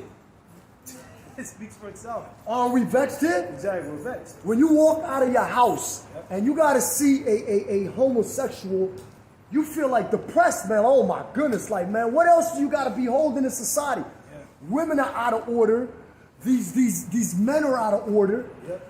Children don't respect their father or mother. This place is out of order. Yep. The men are simps. The men will betray their own friends and to go for women. Yeah. You got, even you niggas, when you do crimes, you guys be selling yourselves out. I mean, you guys are weak, man. Yeah, you guys sell yourselves out. You dumbass rappers expose yourselves in your own videos. Fucking dumbass niggas incriminating yourself in your own video. Your fans expose you. Shot that nigga twice, and they know they got it. And they tell you exactly the location. And then they tell you exactly who they had as the shooter. Exactly. These niggas is fucking retarded, when, man. How, what, when, why, how, and so on. And Esau like, okay. Exactly. That's fine. Happened. That's well, happened. Dreadlock number 1 said this. Dreadlocks number 2 said that. Yeah. And that's common too. Esau will actually get your rappers off your own videos. Because he'd be like, yo, it was 2 o'clock in the morning and I was at Broadway Junction and I blew that nigga Chichi away with 3 shots. You tell them the exact number of shots, 3 cases, 3 9mm casings left on the ground. Type of gun they had, what they wore that day, what type of socks they had, what type of panties they had. Cause you niggas all fucking homo, sodomites. What type of panties they had. Niggas are sus, man. Then you got niggas. Speaking of my name, you got fucking niggas. I smoke some fucking weed smoke. Yeah. Fucking demons. These niggas, man, niggas are sus, man. You guys call us sus because we don't have women all over the fucking place. You're sus, man. Because you need a woman to console you and kill your fragile ego fucking every moment of the day. They got a fragile ego. They all emotional. You tell them they going off, tell them to stop smoking. They want to fight you. They want to fight you.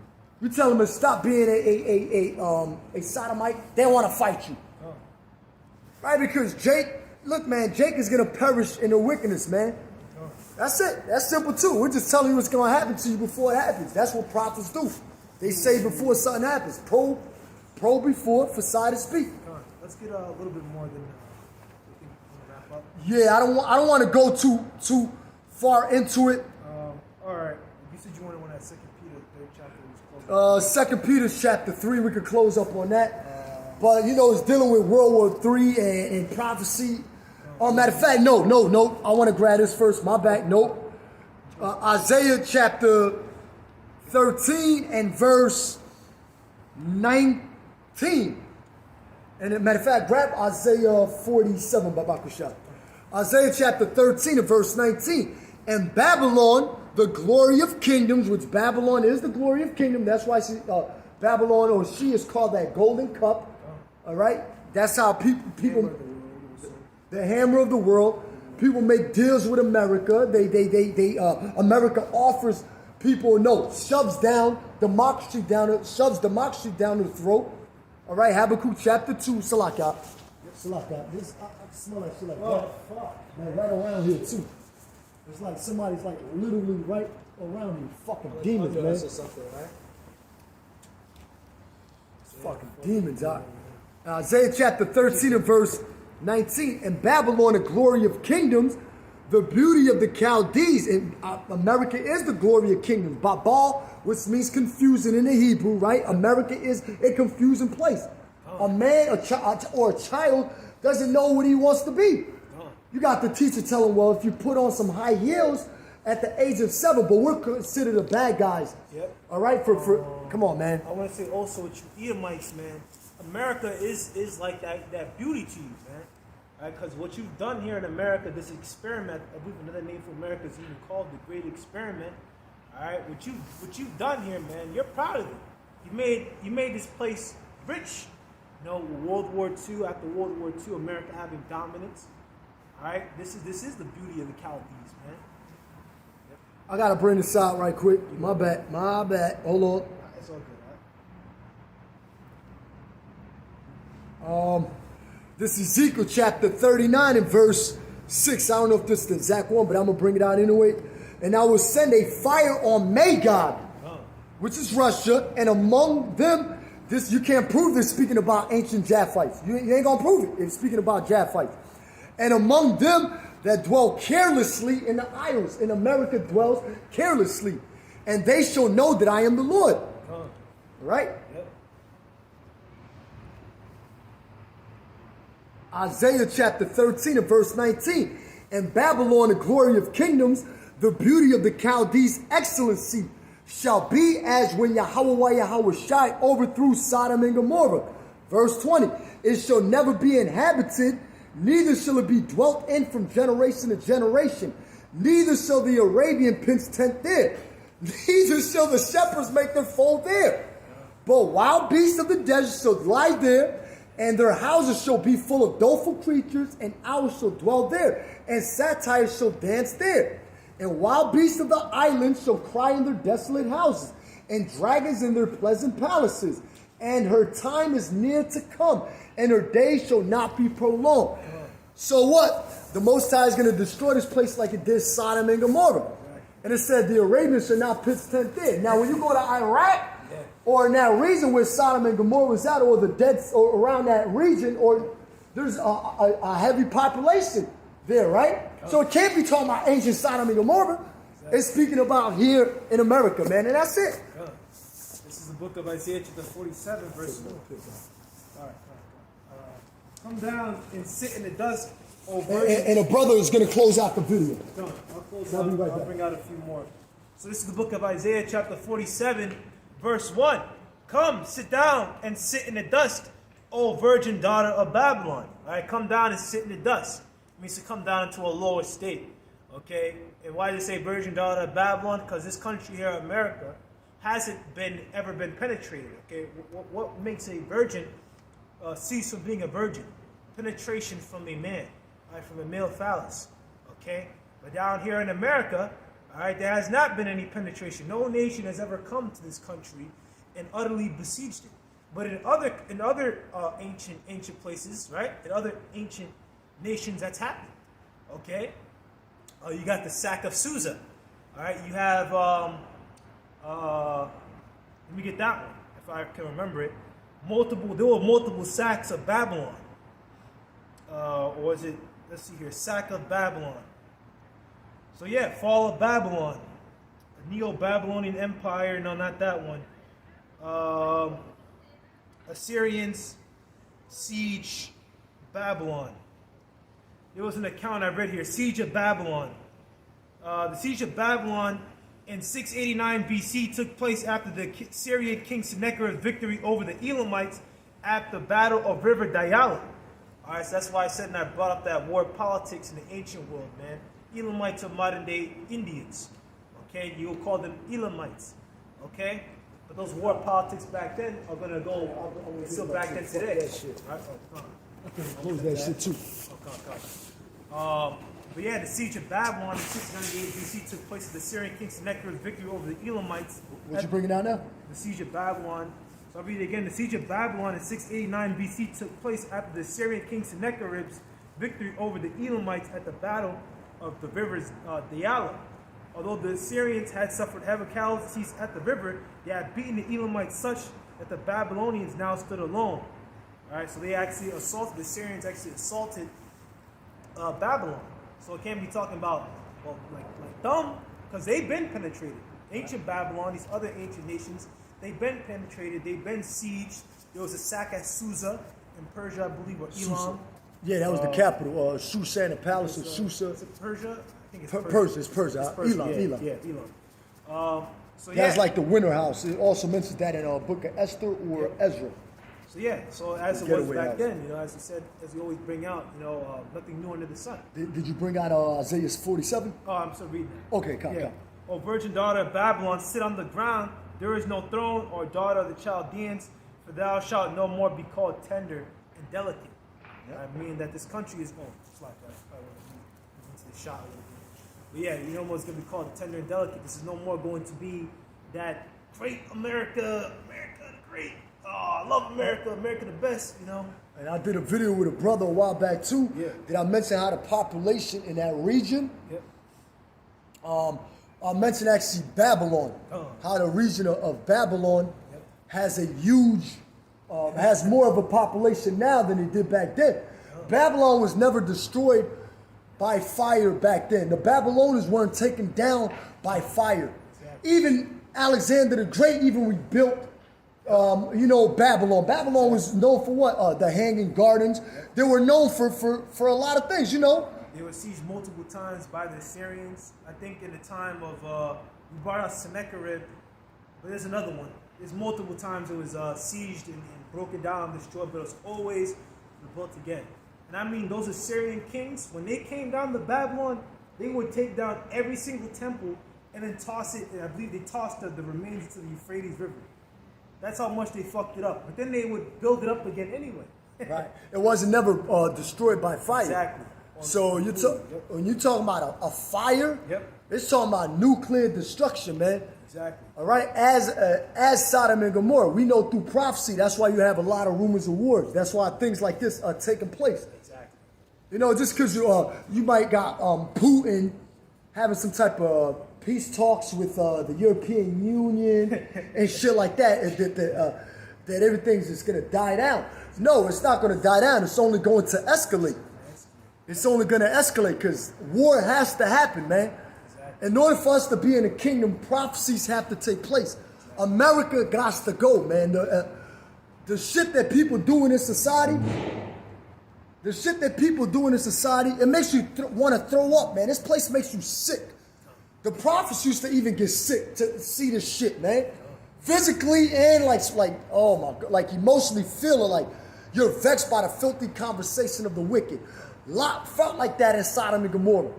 Yep, you feel like that today. Being around you people, having you be our family members, have to be exposed to you every single. And I mean exposed like you're exposed to a fucking virus, man. All right, some sort of fucking disease. That's how you people are, man. It's very distasteful to be among you. That's why you have to be destroyed. 2/3 are our family members. Some of our family members. They gotta go. They gotta go. You know. Well, depending on the brother, I know some brothers are emotional, or they love their families, or they love their wives and children. You know, which that's dumb. They want the Lord to have mercy on their wife and children. That's different. That's different. They could be saved through that man. But if the Most High don't want them to be delivered on this side, they're not going to be delivered. To get over it. And Yahweh Shai doesn't want you following your father and your mother more than him. Exactly. All right? Love not your father and mother more than Yahweh Ba'ashem Yahweh Shai. You're not supposed to love your father and mother more than the Heavenly Father. And these people in the society don't even believe in a power. So they cling on to, you know what? If I can't see God, but I can see my father and mother, that means I can love them more than the one I can't see. And some of these people don't have faith. So why the hell are you going to church for? Why don't they have faith? They don't have the Spirit. Because time and time again, it's come up over and over again. Acts the 10th chapter, around the 44th, start at the 44th verse all the way down to the end. Cornelius and his household, they got the Spirit, they believed, and they had faith, and they started to speak. But he couldn't be an Israelite, could he? Of course he was. Well, the Most High ain't gonna give nobody, no non-Israelite the Holy Spirit. That's impossible. Romans 9. Who are Israelites? Like pertaining to adoption.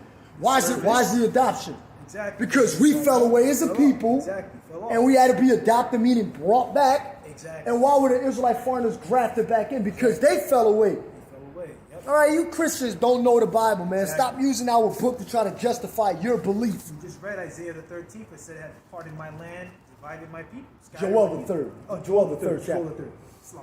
It's all good. It happens. Joel the Y'all 3rd. slip up. We Yeah. slip up.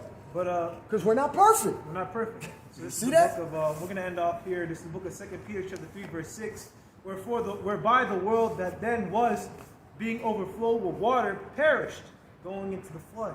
Which I believe there was no rain until the flood. The flood was the first. No, it was. You could actually read it in Genesis. You could grab it right quick if you. Since you mentioned it, it was a mist. It was a mist. There wasn't no rain as of yet, so it was not usual to see heavy rain, torrential, what they call torrential rains, or heavy rain come down or pour down like that.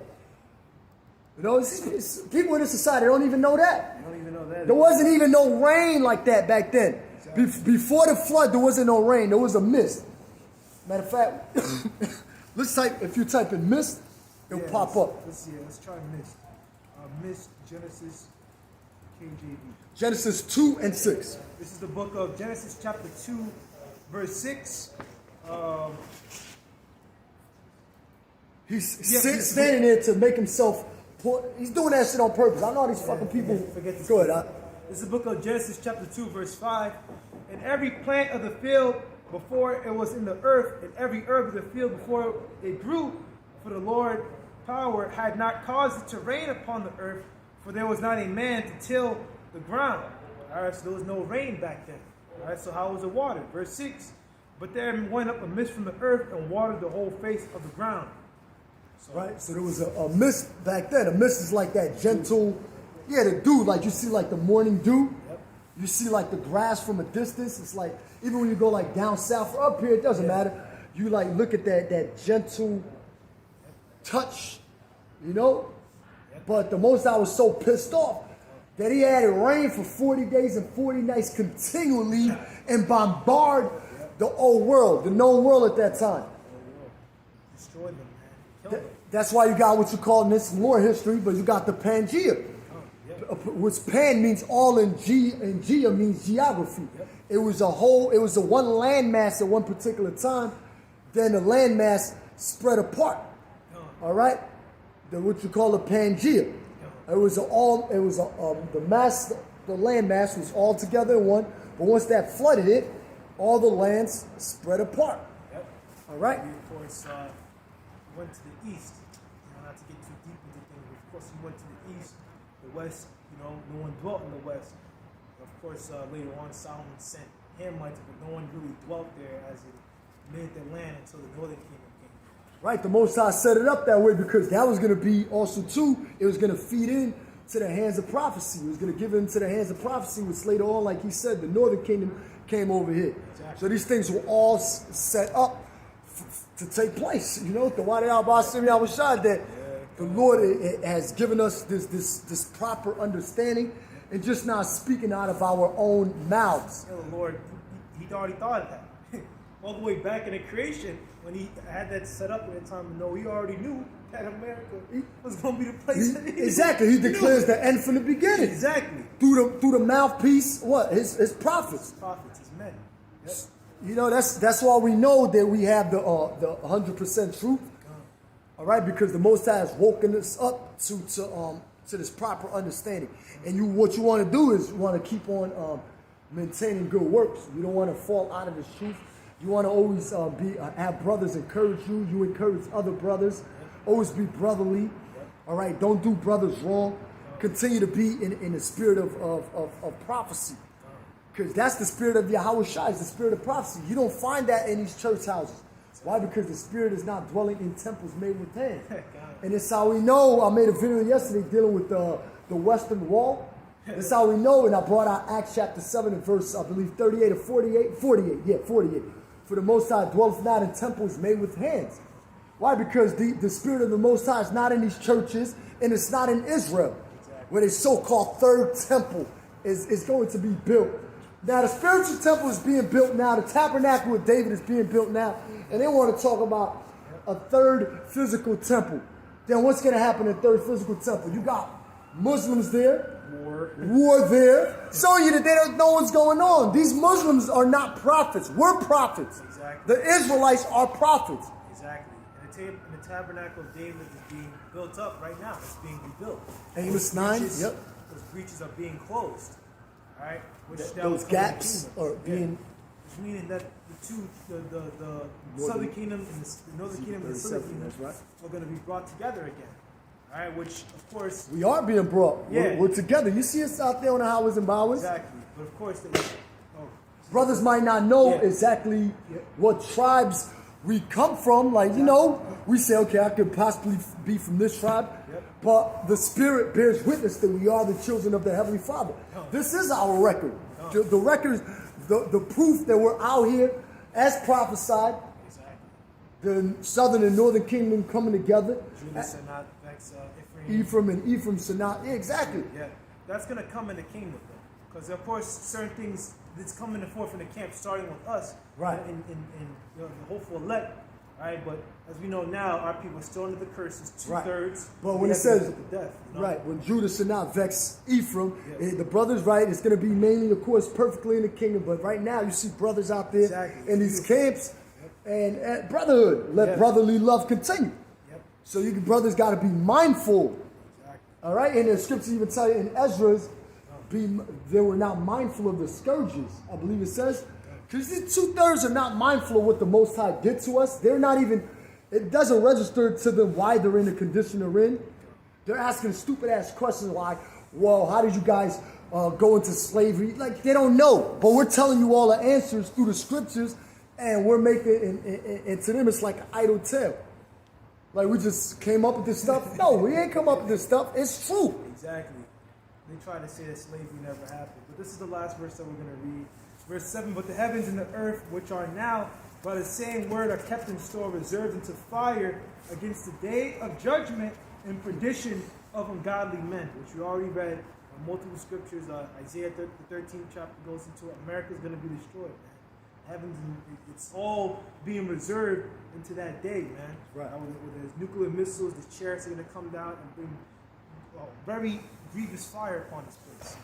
3 hours.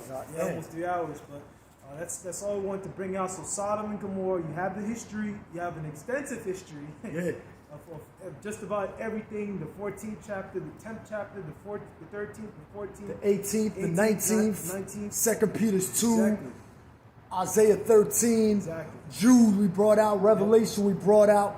We could have went into so many other books. We brought out Matthew chapter 10. A brother read, I believe, Luke 17. Luke 17. Joel chapter 3. Exactly. I'm like, how many more scriptures we're going to bring out for a lesson? I mean, for that, we'll be here, you know. Exactly. But, the scriptures say, understanding in few, or let your words be few, understanding in much. Sometimes you don't have to bring out every single point. Exactly. But of course, with this one, we want to give you, Lord willing, you be edified. You should have an extensive understanding. Now, if anyone asks you about Sodom, you should be able to tell them, you know, a bit more than they're asking for. Lord willing. Right, and if there was a little slip up, we'll put it in the comment board, or we'll edit the video. All right? So, without further ado, we're going to face the east. And we're going to say, Call Allah, Yahweh, Ba'ashem, Ba'ashem, Yahushai, Ba'asham, Ba'ashem, Wahabakakadash, Wabarakatham. Wabarakatham. And of course, Lord willing, you brothers were edified. The video was edifying. I haven't really heard of any slip-ups myself, but of course we'll look over it and hear it again and double check for you. That's right. Until next time. Scrutinize ourselves. Exactly. You brothers, stay strong, man. And Lord willing, we stay strong. Because we can't just say it to you, we also talk it to ourselves as well. Right. Lord willing, we all stay strong in these troubling times. Until next time, shalom. Shalom.